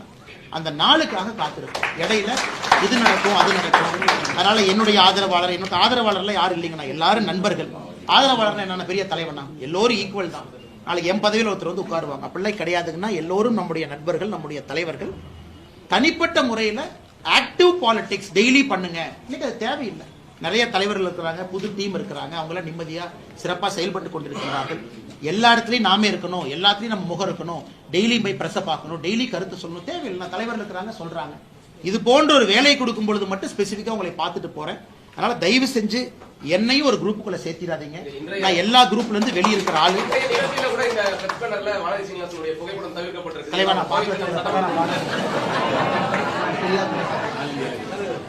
இதுலங்க இது வந்து காமனா தமிழ்நாடு முழுக்க இருக்கு. சென்னையில அமைச்சர் பண்ணும்போது நீங்க சொன்னதுக்கு அப்புறம் தான் திரும்பி பாக்குறேன், நான் பார்க்கல. ஆனா இது வந்து ஆல் இந்தியா புரோட்டோகால் ஃபாலோ பண்ணிருப்பாங்க. அதாவது என்ன பண்ணிருப்பாங்கன்னா, ஒரு நட்டாஜி இருக்கிறாங்க, முருகன்ஜி இருக்கிறாங்க, நம்ம தலைவர் ஆல் இந்தியா புரோட்டோகால். அண்ணா இந்த பிரஸ் மீட் நான் பண்றேன், நான் இருக்கேன். இந்த பிரஸ் மீட் முடிச்சதுக்கு அப்புறம் நான் இருக்கேன். ஒரு நிமிஷம், அப்படியே என்ன தேசிய தலைவர், அவங்க விமென்ஸ் விங்கனோட தேசிய தலைவர் தான். அண்ணா அவங்க மகளிர் அணி நிகழ்ச்சியில போட்டுக்கலாம். எனக்கு தெரியும். இது ஆல் இந்தியா வந்து இது ஒரு மோடிஜியினுடைய 11 ஆண்டுகள் பிரஸ் மீட்டுங்கண்ணா. மோடிஜியினுடைய 11 ஆண்டுகள் கட்சி நிகழ்ச்சிக்கு நாங்க தான் நடத்துறோம். ஆமா தலைவா, என்னை தேவையில்லாம அந்த ஒம்பல மாட்டிருக்காங்க. என்னை அந்த பிரஸ் மீட்டுக்கு வர சொன்னாங்க. என் போட்டோ போட்டிருக்கதை இப்பதான் திரும்பி பாக்குறேன். அதனால அந்த போட்டோ பஞ்சாயத்துல இருந்து வெளியே வந்துருவோம். அக்கா என் வானத்தேக்க நெஞ்சில் இருக்கும்போது எதுக்கு நான் பின்னாடி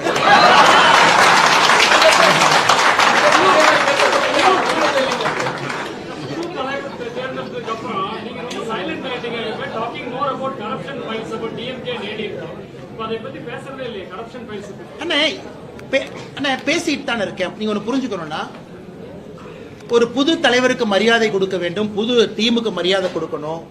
நம்ம எங்க தேவையோ அங்கே மட்டும் பேசணும். எல்லா நாளும் எதுக்கு வந்து பேசணுங்கன்னா, இது அகில இந்திய தலைவர் கோயம்புத்தூர்ல இந்த பிரஸ் மீட்டை நடத்தணும்னு சொன்னதுக்கு நான் வந்திருக்கேங்கண்ணா. அவ்வளவுதான்.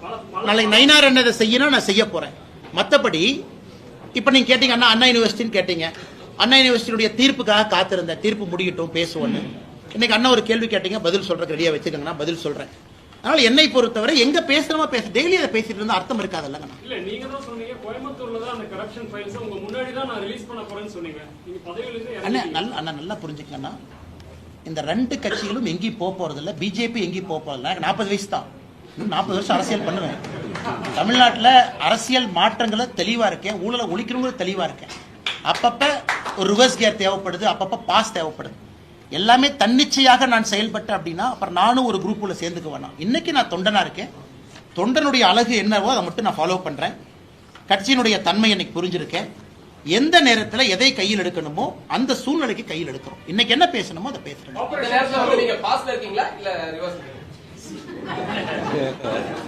நீங்களே முடிவு பண்ணிக்கங்க. ஆபரேஷன் சிந்து வெரி வைட்டல் கேஸ். அதுல வந்து செவ்வாய்க்கிழமை பாரத பிரதமர் 58 மெம்பர்ஸ்ல 50 மெம்பர்ஸை பார்த்தாங்க. அதுல வந்து பாடி லாங்குவேஜ்ல எல்லாத்தோட நல்லது வந்து கனிமொழி அண்ட் சசி தரூர் கூட இருந்தாங்க. அவங்க கட்சிக்காரங்களே அவங்கள ஃபெலிசிட்டேட் பண்ணல. பட் யூனிட்டி அண்ட் டைவர்சிட்டி நான் படித்த ஸ்கூலோட இதுதான் அவங்க யூஸ் பண்ணாங்க வேர்ல்டு பூரா. மோதியை பாராட்டி இருக்காரு. ஸோ அவர் எதிர்கட்சிக்கு தலைவர்னு பார்க்கல. They have done a tremendous job worldwide. ஆனால் கனிமொழி அவர்களை பொறுத்தவரை is a very erudite politician. நிறைய அறிவு சார்ந்த ஒரு அரசியல்வாதி. அவங்க இந்தியாவோட இன்ட்ரெஸ்ட்டை நல்லா ரெப்ரசன்ட் பண்ணாங்கன்னா மிகச்சிறப்பாக பண்ணாங்க. அதே போல் அந்த ப்ரீஃபிங் முக்கியமான நாடுகளுக்கு சசி தரூர் அவங்க போனாங்க. Is also very fantastic politician. நல்லா பண்ணாங்கன்னா மணிஷ் திவாரி உட்பட சுப்ரியா சூலே உட்பட எல்லாரும் நல்லா தான் சிறப்பாக பெர்ஃபார்ம் பண்ணிட்டு வந்தாங்க. இதில் அரசியல் இல்லை. சிந்தூரை பொறுத்தவரை எல்லோரும் ஆதரவு கொடுத்தாங்க. சிந்தூர் முடிந்த பிறகு சிந்தூரை பற்றி எல்லாரும் வெளியே போய் பேசுகிறாங்க. அப்படித்தான் நான் பார்க்குறேங்கன்னா இதில் தனிப்பட்ட முறையில் தமிழகத்தினுடைய எம்பிக்களாக அண்ணன் தம்பிதுரை அவர்கள், அக்கா கனிமொழி அவர்கள் 2 பேரும் பிரதமராக அவருடைய வீட்டில் போய் பார்த்தாங்க. எல்லோருமே இதை பொறுத்தவரை நாம் பாராட்டி ஆக வேண்டும். கனிமொழி அவர்கள் அந்த பிரஸ் மீட்ல யூனிட்டி அண்ட் டைவர்சிட்டின்னு சொன்னது கொஞ்சம் ரொம்ப வைரல் ஆயிடுச்சு. பட் இருந்தும் கூட அதை தாண்டி நிறைய இடத்துல பேசினாங்கன்னா இந்த யூனிட்டி அண்ட் டைவர்சிட்டியை தாண்டி நிறைய பிரஸ் பிரீஃபிங் மிக அழகா ஆர்டிகுலேட்டா நம்முடைய மத்திய அரசினுடைய ஸ்டாண்டு ஆபரேஷன் சிந்தூரை பத்தி அழகா பேசினாங்க. அதனால் எல்லோருக்குமே எங்களுடைய பாராட்டுக்கள், வாழ்த்துக்கள் அந்த நேரத்தில் நாங்கள் சொல்ற கடமைப்பட்டிருக்கோம். அதைத்தான் பிரதமர் மோடி அவர்களும் செய்தார். அதிமுகவிற்கு ஆதரவாக பிரச்சாரம் செய்வேன்னு சொல்லி அதிமுக குறித்து கடுமையான விமர்சனம் முன்வச்சிருக்கக்கூடிய டிடிவி தினகரன் சொல்லியிருக்காரு. நீங்க வந்து அதிமுக ஆதரவாக பிரச்சாரம் செய்வீங்களா? தேர்தல் டேட் அறிஞ்சு அறிவிக்கலையில தான் தேர்தல் டேட் கட்சியினுடைய மாறுன்னு நான் சொல்லலாம். கட்சியினுடைய தொண்டன் நான். கட்சி சொல்றதை நான் செய்ய போறேன். கட்சி என்ன செய்யும் சொல்லும்போது நான் சொல்ல போறேன். தேர்தல் வரட்டும், கூட்டணி ஃபார்ம் ஆகட்டும், எல்லோருமே நம்முடைய அஜெண்டா செட் ஆகட்டும், நேரம் வரும்போது பேசுவாங்க. இன்னைக்கு எதுக்கு எதுங்கண்ணா கிரைசிஸ் எல்லாம் எது இல்லைங்கண்ணா, எல்லாம் நல்லா தாங்கண்ணா இருக்கிறாங்க. குறிப்பாக நம்முடைய மருத்துவர் ஐயா, பெரிய ஐயா, ஒரு முக்கியமான ஒரு தலைவர், தமிழகத்தில் சமூக நீதிக்காக போராடியவர். இந்தியாவில் எத்தனையோ அரசியல் தலைவர்கள் இருந்தாலும் கூட நான் வாழ்க்கையில பார்லிமெண்ட்டுக்குள்ள அசம்பிளிக்குள்ள போக மாட்டேன் அப்படின்னு சொல்லி அரசியல் செய்யக்கூடியவர் பெரியவர் டாக்டர் ஐயா. இன்னொரு பக்கம் மாற்றம் வேண்டும் என்று நினைக்கக்கூடியவர் சின்னவர் டாக்டர் ஐயா அன்புமணி ஐயா இருக்கிறாங்க. 2 பேரையுமே நான் எப்படி பார்க்கிறேன்னாங்கன்னா 2 பேரும் முக்கியமானவர்கள், இந்த காலகட்டத்திற்கு முக்கியத்துவம் வாய்ந்த தலைவர்கள். அதிலும் குறிப்பா அன்புமணி அண்ணங்கிட்ட எனக்கு ஒரு நல்ல ரிலேஷன்ஷிப் இருக்கு. காரணம் நிறைய பேசியிருக்கோம். தமிழகத்தினுடைய அரசியல் மாற்றத்தை பத்தி பெரிய கனவு வச்சிருக்காரு. அதனால் இது ஒரு இடத்துல சின்ன மனது வலி இருந்தாலும் கூட இது எல்லாமே செட்டில் ஆயிரும். இது ஒரு பெரிய இஷ்யூ இருக்காது.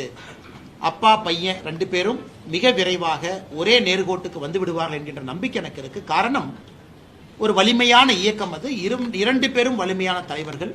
அதனால் இது மற்றவங்கெல்லாம் பார்க்குற மாதிரி இது ஒரு பெரிய இஷ்யூவை நான் பார்க்கலீங்கன்னா இது சப்சைட் ஆகிருங்கிறது என்னுடைய கருத்து. டாக்டர் ஐயா மீடியேட் பண்ணலின்னு சொல்லிட்டாரு. திருமாவளவன் என்ன சொல்றது இருக்கிறதா, டாக்டர் ஐயா சொல்றது இருக்கிறதா? தமிழக அரசு வந்து ஜாதி சான்றிதழ்ல இந்துன்ற பேரை வந்து நீக்கி இருக்கிறதா சொல்லி ஆன்லைன்ல ஜாதி சான்றிதழ்ல வந்து இந்துன்ற பேரை வந்து நீக்கி இருக்கிறதா.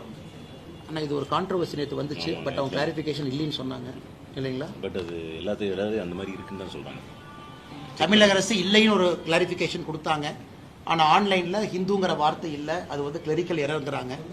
ஆனால் என்னை பொறுத்தவரை இது நீக்க முடியாதுங்கன்னா காரணம் தமிழக அரசுக்கு அந்த பவர்ஸ் கிடையாதுங்கண்ணா. இந்த சென்சஸ் அது எல்லாமே மத்திய அரசினுடைய கட்டுப்பாட்டில் இருக்கக்கூடிய விஷயங்கள், வார்த்தைகள்லாம் அவங்க மாற்ற முடியாது. அதனால் எனக்கு தெரிந்து தமிழக அரசு செய்வதற்கான சாத்தியக்கூறுகளே இல்லை. அது மிஸ்டேக்காக மட்டும்தான் இருந்திருக்கும்.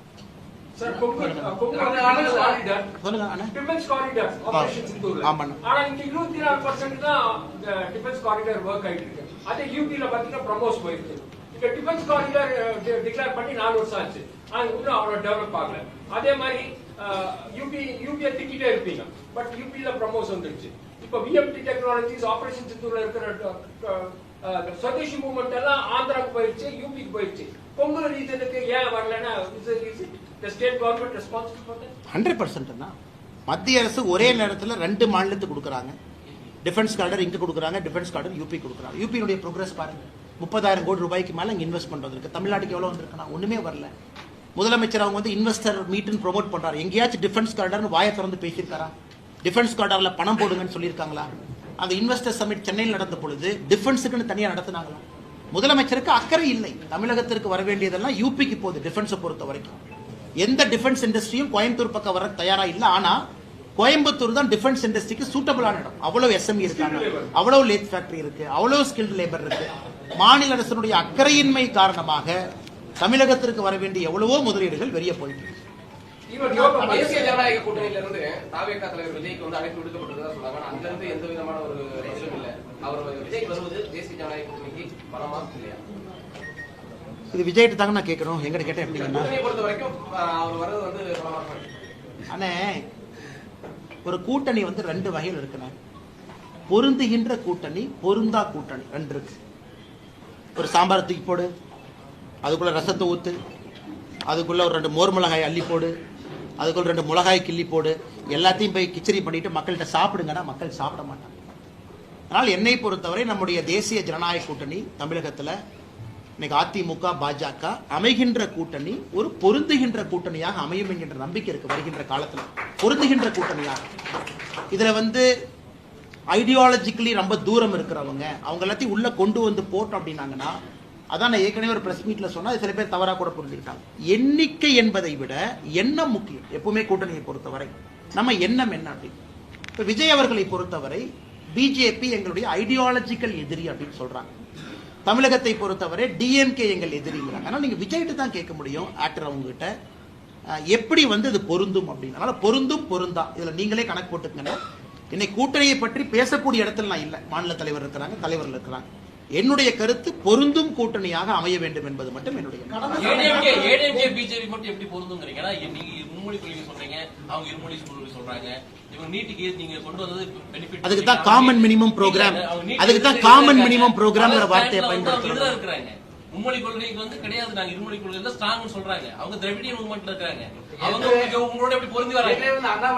அதுக்கு தான் அண்ணாமலை எடப்பாடி பழனிசாமி வந்து ஒரு கூட்டணி கட்சி தலைவராக மறிக்க வந்து கூட்டத்தில் நீங்களே பேசுறீங்க. காமன் மினிமம் ப்ரோக்ராம் தலைவா இங்க பாருங்க, எனக்கும் அமித்ஷாஜி அவர்களுக்கும் அவருடைய இல்லத்துல என்ன பேச்சுவார்த்தை நடந்தது அப்படிங்கிறது எனக்குள்ள, அது பத்திரிகையாளர் சந்திப்பில் நான் பேசக்கூடாது. நான் என்னுடைய கருத்துக்களை என்ன சொல்லி இருக்கேன் எங்களுடைய தேசிய தலைவருக்கு, நான் மாநில தலைவர் பொறுப்பிலிருந்து வெளியே வருவதற்கு முன்பு, அது எனக்குள்ள. அது நான் வெளியே சொன்னேன் அப்படின்னா அந்த மாநில தலைவர் பதவிக்கு நான் லாயக்கு இல்லாமே 4 வருஷம் இருந்திருக்குன்னு அர்த்தம். ஸோ ஏற்கனவே சொன்னது போல இன்னைக்கு எல்லாத்தையும் கேட்டுட்டு மத்திய தலைமை நம்முடைய நட்டா அவர்கள், நம்முடைய அமித்ஷா அவர்கள் ஒரு முடிவு எடுத்திருக்கிறாங்க. அதுல மிக தெளிவாக சென்னையில் நடந்த பிரஸ் மீட்ல அமித்ஷா அவங்க சொன்னாங்க, காமன் மினிமம் ப்ரோக்ராம் சிஎம்பின்னு ஒரு வார்த்தையை பயன்படுத்தினாங்க. ஆமா, எங்களுக்கும் ஏடிஎம்கேக்கும் கொள்கை அடிப்படையில் நிறைய பிரச்சனை இருக்குது. ஆனா எங்களுக்கு பிடிச்ச சில விஷயம் ஏடிஎம்கேக்கு பிடிக்காது, ஏடிஎம்கேக்கு பிடிச்ச விஷயம் எங்களுக்கு பிடிக்காது. அதனால காமன் மினிமம் ப்ரோக்ராம்னு 2 பேர்த்துக்கும் ஒத்து போற கொள்கைகளை அந்த ப்ரோக்ராம்ல இருக்கும், அதை நாங்க செயல்படுத்துவோம் அப்படிங்கிற வார்த்தையை பயன்படுத்தினாங்க. நீங்க கேட்டத கேள்விக்கான பதில் அதுலயே இருக்கு. இதை வந்து எங்களுடைய தலைவர் அமித்ஷா அவர்கள் தெளிவுபடுத்துறாங்க. ஆமா, உண்மைதான். நாங்க 3 மொழி கொள்கை, நாங்க தேசிய கல்விக் கொள்கை எல்லாம் சொல்றோம். அனைத்து இந்திய அண்ணா திராவிட முன்னேற்ற கழகத்தை பொறுத்தவரை வேண்டாங்கிறாங்க. உண்மைதான். அதனால இந்த கூட்டணியை பொறுத்தவரை காமன் மினிமம் ப்ரோக்ராமோட தான் நாங்க வர்றோம் அப்படின்னு சொன்ன பிறகு இதற்கு மேல நான் என்ன பதில் சொல்றேன்னா, நாளைக்கு பிஜேபி அதிமுக ஆட்சி வந்தாலுமே ஏடிஎம்கேவோட ஸ்டாண்ட் இருக்க அந்த இருமொழி கொள்கை தான் இருக்கும் அப்படின்னு ஒத்துக்கலாமா? அது 2 கட்சி தலைவர். நான் இந்த ஒரு நிமிஷம் சொல்றேன். கேள்வி கேட்கக்கூடிய ஆர்வத்தை பதில் சொல்லும் போது கேட்கக்கூடிய ஆர்வத்தையும் நீங்க காட்டணும். கேள்வி கேட்கும்போது எவ்வளவு ஆர்வமா கேட்கணும். அது எங்க கட்சியினுடைய தலைவர்களும் அனைத்து இந்திய அண்ணா திராவிட முன்னேற்ற கழகத்தினுடைய தலைவர்களும் உட்கார்ந்து அந்த காமன் மினிமம் ப்ரோக்ராமை டிராஃப்ட் பண்ணும்போது நீங்க கேட்க வேண்டிய கேள்வி. காமன் மினிமம் ப்ரோக்ராம் எலெக்ஷனுக்கு முன்னாடி வரத்தான போதுங்கண்ணா. அமித்ஷா அவங்க சென்னையில சொன்னாங்க, காமன் மினிமம் ப்ரோக்ராம பத்திரிகை நம்பர் நீங்க படிக்கத்தான் போறீங்க. ஓ, இதான் சிஎம்பியான். அதன் பிறகு நீங்க கேட்கக்கூடிய கேள்வி இன்னைக்கு கேட்டா எப்படி பதில் சொல்லுவாங்கண்ணா? அது அண்ணா, அதான் 2 கட்சிகளுக்கும் மாறுபட்ட ஐடியாலஜி இருக்கும் பொழுது அமித்ஷா அவங்க சென்னையில சொல்றாங்க காமன் மினிமம் ப்ரோக்ராம் 2 பேரும் சேர்ந்து அடிப்படையான கொள்கைகளை வச்சு அந்த கூட்டணிக்கு போறோம். அவர் சொன்ன பிறகு நேரம் கொடுக்கணும். பிஜேபியினுடைய தலைவர் நயினாரன் இருக்கிறாங்க, அனைத்து இந்திய அண்ணா திராவிட முன்னேற்ற கழகத்தினுடைய பொதுச்செயலர் இருக்கிறாங்க. ஒரு கமிட்டி போடுவாங்க, அவங்க உட்காருவாங்க, சிஎம்பியை டெவலப் பண்ணுவாங்க, நம்ம முன்னாடி வைக்க போறாங்க. இன்னைக்கு நான் அந்த பொறுப்புல சிஎம்பி என்னன்னு சொல்ற பொறுப்புல நான் இல்லை. அது அந்த பொறுப்புல தலைவர்கள் இருக்கிறாங்க. அது வரும் பொழுது நீங்க கேள்வி கேட்டா நியாயமான கேள்வி. அண்ணே இதே இருக்கு, இது உங்களுக்கு ஆல்ரெடி ஒன்று சிஎம்பியில் போட்டிருக்கீங்க, ஆனா நீங்க 2 பேரும் சண்டை போட்டுட்டீங்களே, உங்களுக்கு கேட்கறதுக்கு எல்லா உரிமையும் இருக்கு. இதே கேள்வியை இன்னும் கொஞ்ச நாள் கழிச்சு கேளுங்கன்னு தான் நான் சொல்றேன். இன்னைக்கு நான் எப்படி பதில் சொல்லுவேன்னு தான் நான் சொல்றேன். வந்துட்டாங்க. ஆனா ஒரே நிமிஷம், கடந்த சில தினங்களுக்கு முன்னாடி ஆர்எஸ் பாரதி வந்து ஒரு பேட்டி கொடுத்துறாரு, மேடையில் பேசுறாரு.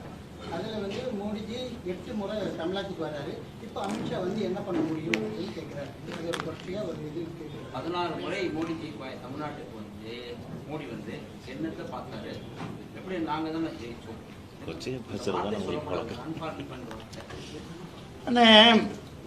ஆர்எஸ் பாரதி அவர்களை பொறுத்தவரை சில பேர்ல அரசியல் ரிட்டையர்மெண்ட் ஏஜ் வைக்கணுங்கண்ணா, 70, 65, 75 அப்படின்னு.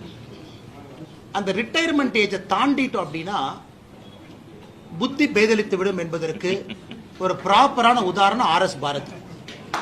அதாவது ஏஜெல்லாம் தாண்டி இன்னும் அறிவாலயத்தினுடைய கொத்தடிமையாக, நான் அதுக்கு பதில் சொல்லணும் கரெக்டாக கேட்டீங்க, அறிவாலயத்தினுடைய வாசல்ல ஒரு வயசு என்னங்கண்ணா, என் வயசு என்ன, என் வயசுக்கு ஆர்எஸ் பாரதியை பற்றி நல்லா பேசவே கூடாது. ஆனால் அவர் பேசக்கூடிய வார்த்தை நான் கோயம்புத்தூரை பார்த்தேன், அந்த பப்ளிக் மீட்டிங் முடிச்சுட்டு ப்ரெஸ் மீட்டில் அவ்வளவு தரம் தாழ்ந்த வார்த்தைகளை பயன்படுத்துறார். இதுக்கு தான் டங் கண்ட்ரோல் இல்லை, நாவடுக்கம் இல்லை. அவங்கெல்லாம் அந்த ரிட்டையர்மெண்ட் ஏஜ் வந்தோடனே வீட்டுக்கு கிளம்பி போயிடும். அதனால தான் நம்முடைய சம்பிரதாயத்தில் சொல்லுவோம் வானப்பிரஸ்தம்னு சொல்லுவோம். வனப்பிரஸ்தம், அதாவது காட்டுக்கு போயிருப்ப எல்லாத்தையும் விட்டுட்டு தொடர்ந்து அரசியல் இருந்தால் வரக்கூடிய பிரச்சனைகள் தான். அதனால அவர் கேட்ட அந்த கேள்விகளுக்கெல்லாம் பதில் சொல்லி நான் கொச்சைப்படுத்த விரும்பலீங்கண்ணா. முருகன் மாநாடு அமித்ஷா சரிங்க ஐயா. அண்ணே இந்த முருகர் மாநாட்டை பொறுத்த வரைக்கும் இந்து முன்னணி அமைப்பினுடைய தலைவர் அண்ணன் காடேஸ்வர சுப்பிரமணியம் அவர்கள், இந்து முன்னணி தோழர்கள், நம்முடைய பாரதிய ஜனதா கட்சியினுடைய தலைவர் நயினார் அண்ணன், தமிழிசை அக்கா, முருகன் ஐயா எல்லாம் எவ்வளவு அட்வர்டைஸ்மெண்ட் பண்றோம்னு நினைக்கிறாங்களோ அதை விட திமுக 100 மடங்கு அட்வர்டைஸ்மெண்ட் பண்ணிருக்காங்க. இது மக்கள் எல்லாம் போய் சேர்ந்துருச்சு. அதனால இந்த நேரத்தில் ஜூன் 22ஆம் தேதி மதுரையில் நடக்கக்கூடிய முருகர் மாநாட்டுக்கு இலவசமா அட்வர்டைஸ்மெண்ட் கொடுத்துட்டு இருக்கக்கூடிய காங்கிரஸ் கட்சிக்கும் திராவிட முன்னேற்ற கழகத்துக்கும் எல்லா திராவிட கழகங்களுக்கும் என்னுடைய நன்றியை தெரிவிச்சுக்கிறேன். ஏன்னா நிறைய நேரம்னா negative publicity is the best publicity. தப்பா பேசவே மக்கள் அது உண்மையை புரிஞ்சுக்குவாங்க. அதனால முருகர் மாநாட்டை பொறுத்தவரை இன்னைக்கு ஆர்கனைசர்ஸ் என்ன சொல்றாங்கன்னா 5 லட்சம் பேர் வருவாங்கன்னு சொல்றாங்க. என்னை பொறுத்தவரை தமிழகத்தினுடைய அரசியல் வரலாற்றில் சேராத ஒரு கூட்டம் முருகருக்காக மதுரையில் ஜூன் 22ஆம் தேதி சேர போறாங்கன்னா எந்த மாற்று கருத்து இல்லைங்க. ஆனா சீனியருக்கு போயிடலாங்க. கேளுங்க. ராகுல் காந்தி வந்து ஹேண்டிகேப் பர்சனை இன்சல்ட் பண்ணிருக்காரு. லங்கடா கோடா, இந்தியில லங்கடா கோடானா ஹேண்டிகேப் ஹார்ஸ். 3 ஹார்ஸ் சொல்லியிருக்காரு. ஒன்னு பராக் கா கோடா, एक रेस का घोड़ा, तीसरा लंगड़ा घोड़ा. All India handicapped association has filed complaint. ராகுல் காந்தி அவருக்கு பாதி நேரம் கோர்ட்டுக்கு போறது இறங்குறதே வேலையா போச்சு. நம்ம தான் குஜராத்தில் போயிட்டு வந்தார். அதனால ஒரு அரசியல் தலைவர், முக்கியமான தலைவர், அவர் யாராவது இழிவுபடுத்தியதுக்கு முன்னாடி பார்த்தீங்கன்னா மோடி அப்படிங்கிற சமுதாயத்தை இழிவுபடுத்தியதற்காக அவர் மன்னிப்பு கோர வேண்டி வந்துச்சு. இன்னைக்கு இன்னொரு விஷயம் புதுசா வந்திருக்கு. மூத்த தலைவர், நாட்டினுடைய எதிர்க்கட்சி தலைவரும் கூட பொறுப்பாக இருக்கணும். அதனால இது பார்ப்பாங்கன்னா யாருக்கெல்லாம் இதன் மூலமாக பாதிக்கப்பட்டிருக்காங்களோ கோர்ட்டுக்கு போறதுக்கான இது இருக்கு. பொறுத்திருந்து பார்த்து அண்ணே, நம்முடைய அண்ணா யூனிவர்சிட்டி பல்கலைக்கழகம் அந்த கேஸை பொறுத்த வரைக்குங்கன்னா PRO நடராஜன் அவர்கள் நேற்று எனக்கு ஒரு டிஃபமேஷன் சூட் 50 லட்சம் ரூபாய் அனுப்பியிருப்பதாக அறிகின்றேன். அதனால் அதில் மன்னிப்பு கோர வேண்டும் என்று சொல்லியிருக்கின்றார்கள். நான் மன்னிப்பு கோரப்போவது கிடையாது. இதையெல்லாம் ஒரு வாய்ப்பாக பார்க்கின்றேன். இப்போ TR பாலு அவங்க என் மேலே ஒரு டிஃபமேஷன் சூட் போட்டாங்க. வர 24, 25ஆம் தேதி சென்னையில் TR பாலு ஐயாவை கிராஸ் கொஸ்டின் நான் பண்ண போகிறேன் அந்த கேஸில். அதாவது நம்ம DMK Part 1 ஃபைல்ஸ் நீங்களாம் கேட்டீங்க, என்னாச்சுன்னு கேட்டீங்க. DMK Part 1 ஃபைல்ஸ் நம்ம ரிலீஸ் பண்ண பிறகு TR பாலு அவங்க என் மேலே ஒரு மானநஷ்ட வழக்கு தொடுத்தாங்க. இந்த மானநஷ்ட வழக்கில் முக்கியமான ஒரு அம்சம் என்னன்னா, யாருக்கு மானம் நஷ்டமடைந்து விட்டதாக நினைக்கின்றார்களோ அவங்க கேஸ் போடுறாங்களோ அவங்கள கூண்டுல ஏற்றி கேள்வி கேட்பதற்கு ஆப்போசிட் பர்சனுக்கு உரிமை இருக்கு. ஸோ TR பாலு அவர்களை நான் வருகின்ற 24, 25 சென்னை நீதிமன்றத்தில் நான் செய்ய போறேன். ஸோ என்னுடைய கேள்விகளுக்கு அவர் பதில் சொல்லணும். அவருடைய மொத்த சொத்து எப்படி வந்துச்சு, குடும்பம், ஒரு பேர்ல TRB ராஜா, அவர் சகோதரர், ஒரு சொத்தையும் நீதிமன்றத்துக்கு நான் கொண்டு போக போறேன். அவர் எப்படி சம்பாதிச்சாரு, பாராளுமன்றத்தில் எம்பியா இருக்கும் பொழுது அவருடைய கம்பெனிக்கு ஸ்பெஷல் கேஸை கேட்டார் யூபிஏ கவர்மெண்ட்ல, ஃபர்டிலைசர் ப்ரொடக்ஷனுக்கு, ஆல்கஹாலுக்கு. அதனால் அது நீங்க சொன்னீங்க, சில இடத்துல நீதிமன்றத்தின் மூலமாக நடத்தக்கூடிய அந்த வாதங்கள் பத்திரிகை மூலமாக மக்கள் பார்க்கும் பொழுதே அவங்களுக்கு தெரியும் யார் ஊழல்வாதி இல்லை. அதே போல பிஆர்ஓ நடராஜன் அவர்கள் கொடுத்திருக்கக்கூடியதை கூட நான் வரவேற்கிறேன், கோர்ட்ல பார்த்துக்கலாம், ஒன்றும் பிரச்சனை இல்லைங்கண்ணா. பிஆர்ஓ நடராஜன் அவர்கள் சொல்லியிருக்கக்கூடிய கருத்துக்கு மட்டும் சில பதில் கருத்துக்கள் நான் வைக்கிறேன். அவங்க என்ன சொன்னாங்கன்னா, என்னுடைய அண்ணன் இறந்துட்டாங்க, ஆன்மா சாந்தி அடையணுங்கன்னா, அது சம்பந்தமா தான் கோட்டூர் சண்முகம் என்கிட்ட பேசினாரு, வேற எதுவுமே என்கிட்ட பேசல அப்படின்னு. ஆனா அந்த கால் பாத்தீங்க அப்படின்னாங்கன்னா, ஏன்னா 24ஆம் தேதியை திரும்ப திரும்ப திரும்ப நான் ஏன் பேசுறேன் அப்படின்னா, 24ஆம் தேதி தான் பல பிரச்சனைகள் நடந்தது. அந்த ஞானசேகரனை போலீஸ் ஸ்டேஷன் கூட்டிட்டு போய் வெளியே விட்டாங்க. ஸோ 24ஆம் தேதி மிக முக்கியமான ஒரு நாள், டிசம்பர். அந்த 24ஆம் தேதி காலையில் இந்த கோட்டூர் சண்முகத்துக்கு வந்த முதல் காலே மா சுப்பிரமணியம் அவருடைய பிஏ துளசின்னு ஒருத்தர் இருக்கார், அவர் தான் கோட்டூர் சண்முகத்துக்கு பண்ண முதல் கால். அதன் பிறகு நிறைய விஷயங்கள் நடக்குது. சாயந்தரம் கோட்டூர் சண்முகமும் மா சுப்பிரமணியம் நேரடியாக பேசுறாங்க. இன்னைக்கு மா சுப்பிரமணியம் அவர்கள் சொல்லக்கூடிய கருத்து மிக மிக தவறு. அவங்க ஒரு போலீஸ் ஸ்டேஷனுக்கு அக்யூஸ்ட் போகும் பொழுது மேனிபுலேட் பண்றாங்க. உதாரணத்திற்கு ஞானசேகரன் போலீஸ் ஸ்டேஷன்ல இருந்து வெளியே வர்றார் டிசம்பர் 24, 8:32 மணிக்கு சாயந்தரம். ஏற்கனவே சொன்னதுதான், மா சுப்பிரமணியம் கோட்டூர் சுப்பிரமணியம் அவங்ககிட்ட பேசுறாங்க, கோட்டூர் சண்முகத்துக்கிட்ட. கோட்டூர் சண்முகம் அந்த கால் முடிச்ச உடனே பேசுற அடுத்த காலே அண்ணா யூனிவர்சிட்டி பிஆர்ஓ நடராஜன். 8:32 கோட்டூர் சண்முகம் மா சுப்பிரமணியம் பேசுறாங்க சாயந்தரம். அடுத்த கால் 8:33 கோட்டூர் சண்முகமும் அண்ணா யூனிவர்சிட்டி முன்னாள் பிஆர்ஓ நடராஜன் பேசுறாங்க. 8:34 கோட்டூர் சண்முகமும் ஞானசேகரனும் பேசுறாங்க. அதனால இதெல்லாம் தயாரா இருக்கு. இன்னாரும் என்ன நடத்திருக்கணும்னா, அந்த எஸ்ஐடி என்னைய சம்மன் பண்ணிருக்கணும். இந்த ஸ்பெஷல் இன்வெஸ்டிகேஷன் டீம் 3 அதிகாரிகள் அவங்க என்ன பண்ணிருக்காங்கன்னா, ஒரு பொதுமக்கள் ஒரு இன்ஃபர்மேஷனை கொடுக்கிறோம், ஏன் நீங்க லேட்டா கொடுத்தீங்க அண்ணா, நான் நல்லா புரிஞ்சுக்கணும். இந்த பர்டிகுலர் கேஸ்ல சார்ஜ் ஷீட் உங்களுக்கும் தெரியாது, எனக்கும் தெரியாது. இது வந்து க்ளோஸ் சார்ஜ் ஷீட். கோர்ட்ல நடக்கக்கூடிய ட்ரையல் உங்களுக்கும் தெரியாது, எனக்கும் தெரியாது. தீர்ப்பு வந்த பிறகுதான் இந்த பர்டிகுலர் சென்சிட்டிவ் கேஸ், எஃப்ஐஆரே மறைக்கப்பட வேண்டிய கேஸ், எஃப்ஐஆரே ஓபனா கொடுக்க முடியாது. தீர்ப்பு வந்த பிறகு 2 சைடுனுடைய லாயர்ஸ் என்ன சொல்றாங்களோ அதை வச்சு தான் நமக்கு தெரியும், ஓ என்ன எவிடன்ஸ் வைக்கிறாங்க, என்ன எவிடன்ஸ் வைக்கல. இன்னைக்கு வரைக்கும் சார்ஜ் ஷீட் என் கையில கிடையாது. கோர்ட்டினுடைய ஜட்ஜ்மெண்ட் காப்பி பப்ளிக் டாக்குமெண்ட் ஆயிருக்கா, இன்னைக்கு வரைக்கும் இல்ல. எதற்காக திரும்ப திரும்ப சொல்றேன்னா, அந்த சென்சிட்டிவ் கேஸ்ல என்ன வச்சிருக்காங்கிற எவிடன்ஸ் இல்லாம 2 லாயர்ஸும் பேசுவதை வைத்து, ஓ இதெல்லாம் விட்டுட்டாங்க, அப்ப இவங்க எல்லாம் விசாரிக்கலையா, அப்ப 24ஆம் தேதி எதற்காக நம்ம கிட்ட இருக்கிற ரெக்கார்டு படி ஞானசேகரனை கைது பண்ணீங்க, ஏன் விட்டீங்க, மா சுப்பிரமணியம் அமைச்சர் ஏன் சம்மன் பண்ணல, அமைச்சர்கிட்ட ஏன் கேள்வி கேட்கல, கோட்டூர் சண்முகத்தை ஏன் சம்மன் பண்ணல. 2 போலீஸ் ஆபீசர்ஸ் நான் ஏற்கனவே சொல்லியிருந்தேன். ஒரு போலீஸ் ஆபீசர் பாத்தீங்கன்னா sub inspector Guindy law and order Gunasekar Kannan.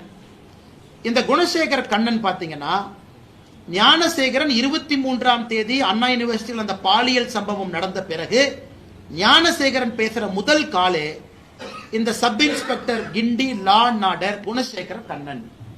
அப்ப சம்மன் பண்ணி விசாரிக்கணுமா இல்லையா, விசாரிக்கல எஸ்ஐடி. அதே போல அந்த குணசேகரன் கண்ணங்கிட்ட மறுபடியும் 2 முறை அன்னைக்கு நைட்டு பேசியிருக்கான். இதெல்லாம் நியாயமாக நீங்களும் நானும் கேட்கக்கூடிய கேள்விகள். அதை எஸ்ஐடியோ அரசோ பதில் சொல்லணும். சம்பவம் முடிந்த பிறகு போனை ஆன் பண்ண பிறகு ஃபர்ஸ்ட் கால் எதுக்கு சப் இன்ஸ்பெக்டர் பண்ற. அதே போல 24ஆம் தேதி போலீஸ் ஸ்டேஷனுக்கு போகும் பொழுது அப்போ ஒரு சப் இன்ஸ்பெக்டர் கோட்டூர்புரத்தினுடைய சப் இன்ஸ்பெக்டர் கோவர்தன், கோட்டூர்புரத்தினுடைய சப் இன்ஸ்பெக்டர் கோவர்தன் தொடர்ச்சியாக 24ஆம் தேதி அந்த ஸ்டேஷனுடைய சப் இன்ஸ்பெக்டர் கோட்டூர் சண்முகத்துக்கிட்ட எதுக்கு பேசணும், 25ஆம் தேதி ஏன் பேசணும். அன்னைக்கு நான் சப் இன்ஸ்பெக்டரோட பேர் சொல்ல நீங்க சொல்றேங்க. Gunasekaran Kannan is one sub inspector, கோட்டூர்புரத்தினுடைய sub inspector Govardhan is another sub inspector. இது நியாயமான கேள்விகள் தானே, இதை எஸ்ஐடி பதில் சொல்லணும். அன்னைக்கு மா சுப்பிரமணியம் அவர்கள் நான் சும்மா பேசுறேங்கிறார். இந்த சம்பவம் முடிந்து அடுத்த 5 நாள் பேசவே இல்லை. 24ஆம் தேதி மட்டும்தான் கோட்டூர் சண்முகத்திட்ட பேசுறாரு. ஹெல்த் மினிஸ்டரா இருக்காரு, எதுக்கு பேசுறாரு, வெளியே வந்த பிறகு எதுக்கு பேசுறாரு. 24ஆம் தேதி காலையில் ஒரு பிஏ துளசி கோட்டூர் சண்முகத்தில் எதுக்கு பேசணும். நம்ம எல்லாத்துக்குமே 25ஆம் தேதி தான் தெரியும் நான் சம்பவம் நடந்திருக்கு. 24ஆம் தேதி போலீஸ் அவங்களை பிக் பண்ணும் பொழுது எதற்காக இவ்வளவு உரையாடல் நடக்கணும். இதைத்தான் தொடர்ச்சியா வைக்கிறோம். இன்னைக்கு அண்ணா யூனிவர்சிட்டி முன்னாள் பிஆர் நடராஜன் சொல்றாரு, இல்ல எங்க அண்ணன் இறந்ததுக்காக பேசுனாங்கன்னா அது ஏத்துக்கவே முடியாது. அண்ணன் இறந்திருக்கலாம், ஆனா பேட்டர்ன் ஆஃப் கால்ஸ், அண்ணா யூனிவர்சிட்டியில் அவருக்கு இருக்கக்கூடிய ஆளுமை, வெளியே வந்த பிறகு கூட அண்ணா யூனிவர்சிட்டியினுடைய கேட் கண்ட்ரோல் அதெல்லாம் கோர்ட்டுக்கு அவர் போகட்டும், கோர்ட்ல கேள்வி. இன்னைக்கு நிலைமை எப்படி ஆகி போச்சுனாங்கன்னா, பல விஷயங்கள் இன்னைக்கு அவங்க டிஃபமேஷன் சூட் போட்ட பிறகுதான் கோர்ட்டுல கேள்வி மூலமாக வெளியே கொண்டு வர வேண்டிய கடமை நமக்கு இருக்கு. அதனால நான் வரவேற்கிறேங்கன்னா, இன்னைக்கு அதே நேரத்தில் அந்த சகோதரி அண்ணா யூனிவர்சிட்டி சகோதரியினுடைய லாயர் அவரை கண்டுபிடித்து எங்கிட்ட இருக்கக்கூடிய டாக்குமெண்ட்லாம் அவர்கிட்ட கொடுத்து அவர் அப்பீல் போக சொல்றதுக்கான வேலைகளையும் நான் இறங்கி இருக்கிறேன். அதாவது அண்ணா யூனிவர்சிட்டி இந்த பாலியல் குற்றத்துல விக்டிமாக இருக்கக்கூடிய சகோதரியினுடைய லாயர் அவர் சொன்னார், எனக்கும் சமாதானம் இல்லை, நான் அடுத்து போகணும் அப்படின்னு. அதனால நம்ம கிட்ட இருக்கக்கூடிய எவிடன்ஸ் எல்லாம் கொடுத்து நீங்க போங்க, இதை வச்சு இன்னும் போங்க, வேற சிபிஐ கேளுங்க. சிபிஐ வந்து முழுதாக இதை செக் பண்ணட்டும், யாரையாச்சும் விட்டுருக்காங்களா, கோட்டை விட்டுருக்காங்களா. இன்னொன்னு நான் சொல்றேன், நான் இன்னைக்கு பத்திரிகை நண்பர்கள் சொல்றேன், நான் எஸ்ஐடியை சேலஞ்ச் பண்றேங்கண்ணா. நீங்க ஞானசேகரன் கைப்பற்றப்பட்ட மொபைல் போன்ல என்னை பொறுத்தவரை ஞானசேகரனுடைய மொபைல் போன்ல வேற வீடியோவும் இருந்துச்சு.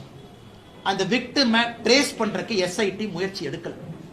அந்த வீடியோல இருக்கக்கூடிய பெண்மணி யார் முயற்சி எடுக்கல. அவங்களா கேஸ் கொடுத்தா எடுத்துக்கலாம். ஒரு கேஸ் கொடுத்தாங்க, மே 14ஆம் தேதி ஒரு கேஸ் கொடுத்தாங்க, 2 கேஸ் கொடுத்தாங்க, இதை மட்டும் இன்வெஸ்டிகேட் பண்ணுவோம்.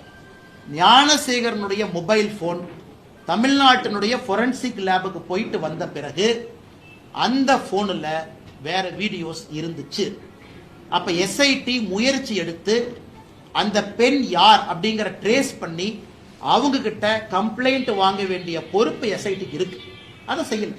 அதனால எஸ்ஐடி என்னைய சம்மன் பண்ணிட்டு நான் பேசுறேன், ஐ எம் ரெடி. எப்படி சொன்னீங்க, எஸ்ஐடி அதிகாரி சம்மன் பண்ணிட்டு எஸ்ஐடி ஆபீஸுக்கு போறேன், இந்த அடிப்படையில் சொன்னேன். அந்த வீடியோவை ஏன் நீங்க வந்து ஃபாலோ அப் பண்ணி அவங்ககிட்ட ஒரு கம்ப்ளைண்ட் வாங்கல, அதையே மறைச்சிங்க. அதனால எஸ்ஐடி இந்த பிரச்சனையை பொறுத்தவரை கோர்ட்டை பொறுத்த வரைக்கும் கோர்ட்டு கிட்ட நீங்க கொடுக்குற எவிடன்ஸ் வச்சுதான் கோர்ட்டு பேசுவாங்க. கோர்ட்டுக்கு எல்லா எவிடன்ஸும் கொடுக்க மாட்டாங்க. கோர்ட்டு கிட்ட 24ஆம் தேதி சிடிஆர் கோர்ட்டுக்கு எப்படி தெரியுங்கன்னா, கோர்ட்டுக்கு எப்படி தெரியும் 24ஆம் தேதி வந்து ஞானசேகரனை கைது பண்ணி நைட்டு விட்டாங்கன்னு கோர்ட்டுக்கு எப்படி தெரியும்?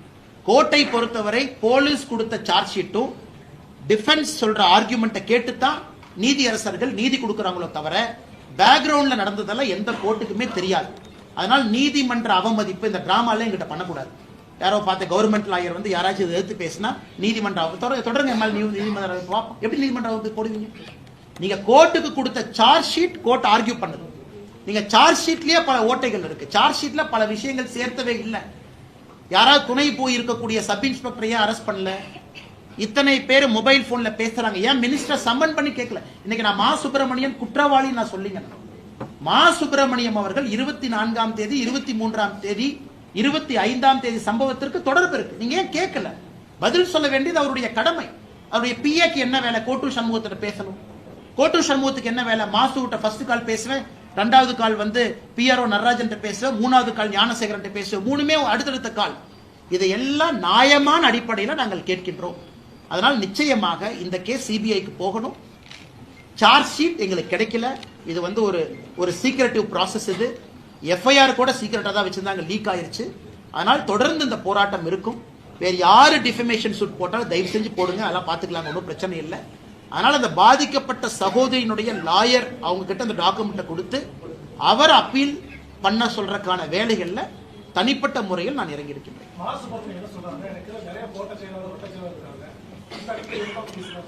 அண்ணா 24ஆம் தேதி 25ஆம் தேதி பேசின கால் மா சுப்பிரமணியம் அவருடைய மொபைல் போன்ல இருந்து கோட்டூர் சண்முகத்துக்கு டைரக்டா பேசின ஒரே நாள் 24ஆம் தேதி தான். அதுக்கு முன்னாடி நாட்களும் பேசல, பின்னாடி சில நாட்களும் பேசல. அவருடைய பிஏ துளசி மூலமாகத்தான் அவர் பேசுறாரு. 24ஆம் தேதி ஞானசேகரன் அந்த போலீஸ் ஸ்டேஷன் லாக்அப்ல இருந்து வெளியே வந்த பிறகு கோட்டூர் சண்முகத்திற்கு 1/2 மணி நேரத்தில் மா சுப்பிரமணியம் அவர்கள் பேச வேண்டிய காரணம் என்ன? காரணமே இல்லை. சரி, நான் எங்களுக்கு இருக்கக்கூடிய வட்டச் செயலாளர் நான் பேசுறேன்னு சொன்னா அடுத்த 5 நாள் ஏன் பேசல? அதுக்கு முன்னாடி 5 நாள் ஏன் பேசல? அதனால மா சுப்பிரமணியம் அவர்களை பொறுத்தவரை இதெல்லாம் பதிலளிக்க வேண்டிய கடமை இருக்கு. எங்க சொல்லணும்? எஸ்ஐடி சொல்லணும், எங்க சொல்லணும்? காவல்துறை அதிகாரிகள்கிட்ட சொல்லணும். எதுவுமே சொல்லாம நாங்கள் கேள்விகள் கேட்கின்றோம், முழுவதுமாக உண்மை வர வேண்டும் என்று விரும்புகின்றோம். அதான் எங்க வேலையோ தவிர எங்கிட்ட போலீஸ் இயந்திரமோ ஃபொரன்சிக் டிபார்ட்மெண்ட்டோ கையில ஒரு 100 கான்ஸ்டபிளோ இல்ல. இந்த கேஸ் எடுத்து நாங்க நடத்துறது இருக்கக்கூடிய ஆதாரத்தை வைத்து உண்மையான கேள்விகளை கேட்கின்றோம். பதில் சொல்ல வேண்டிய கடமை அரசுக்கு இருக்கு.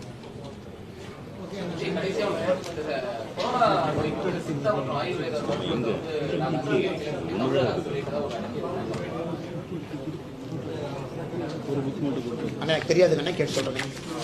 4 கேள்விகள் இன்னைக்கு சொல்லியிருக்கோம். ஆயுர்வேதா ரிப்போர்ட். தேங்க்யூ அண்ணா.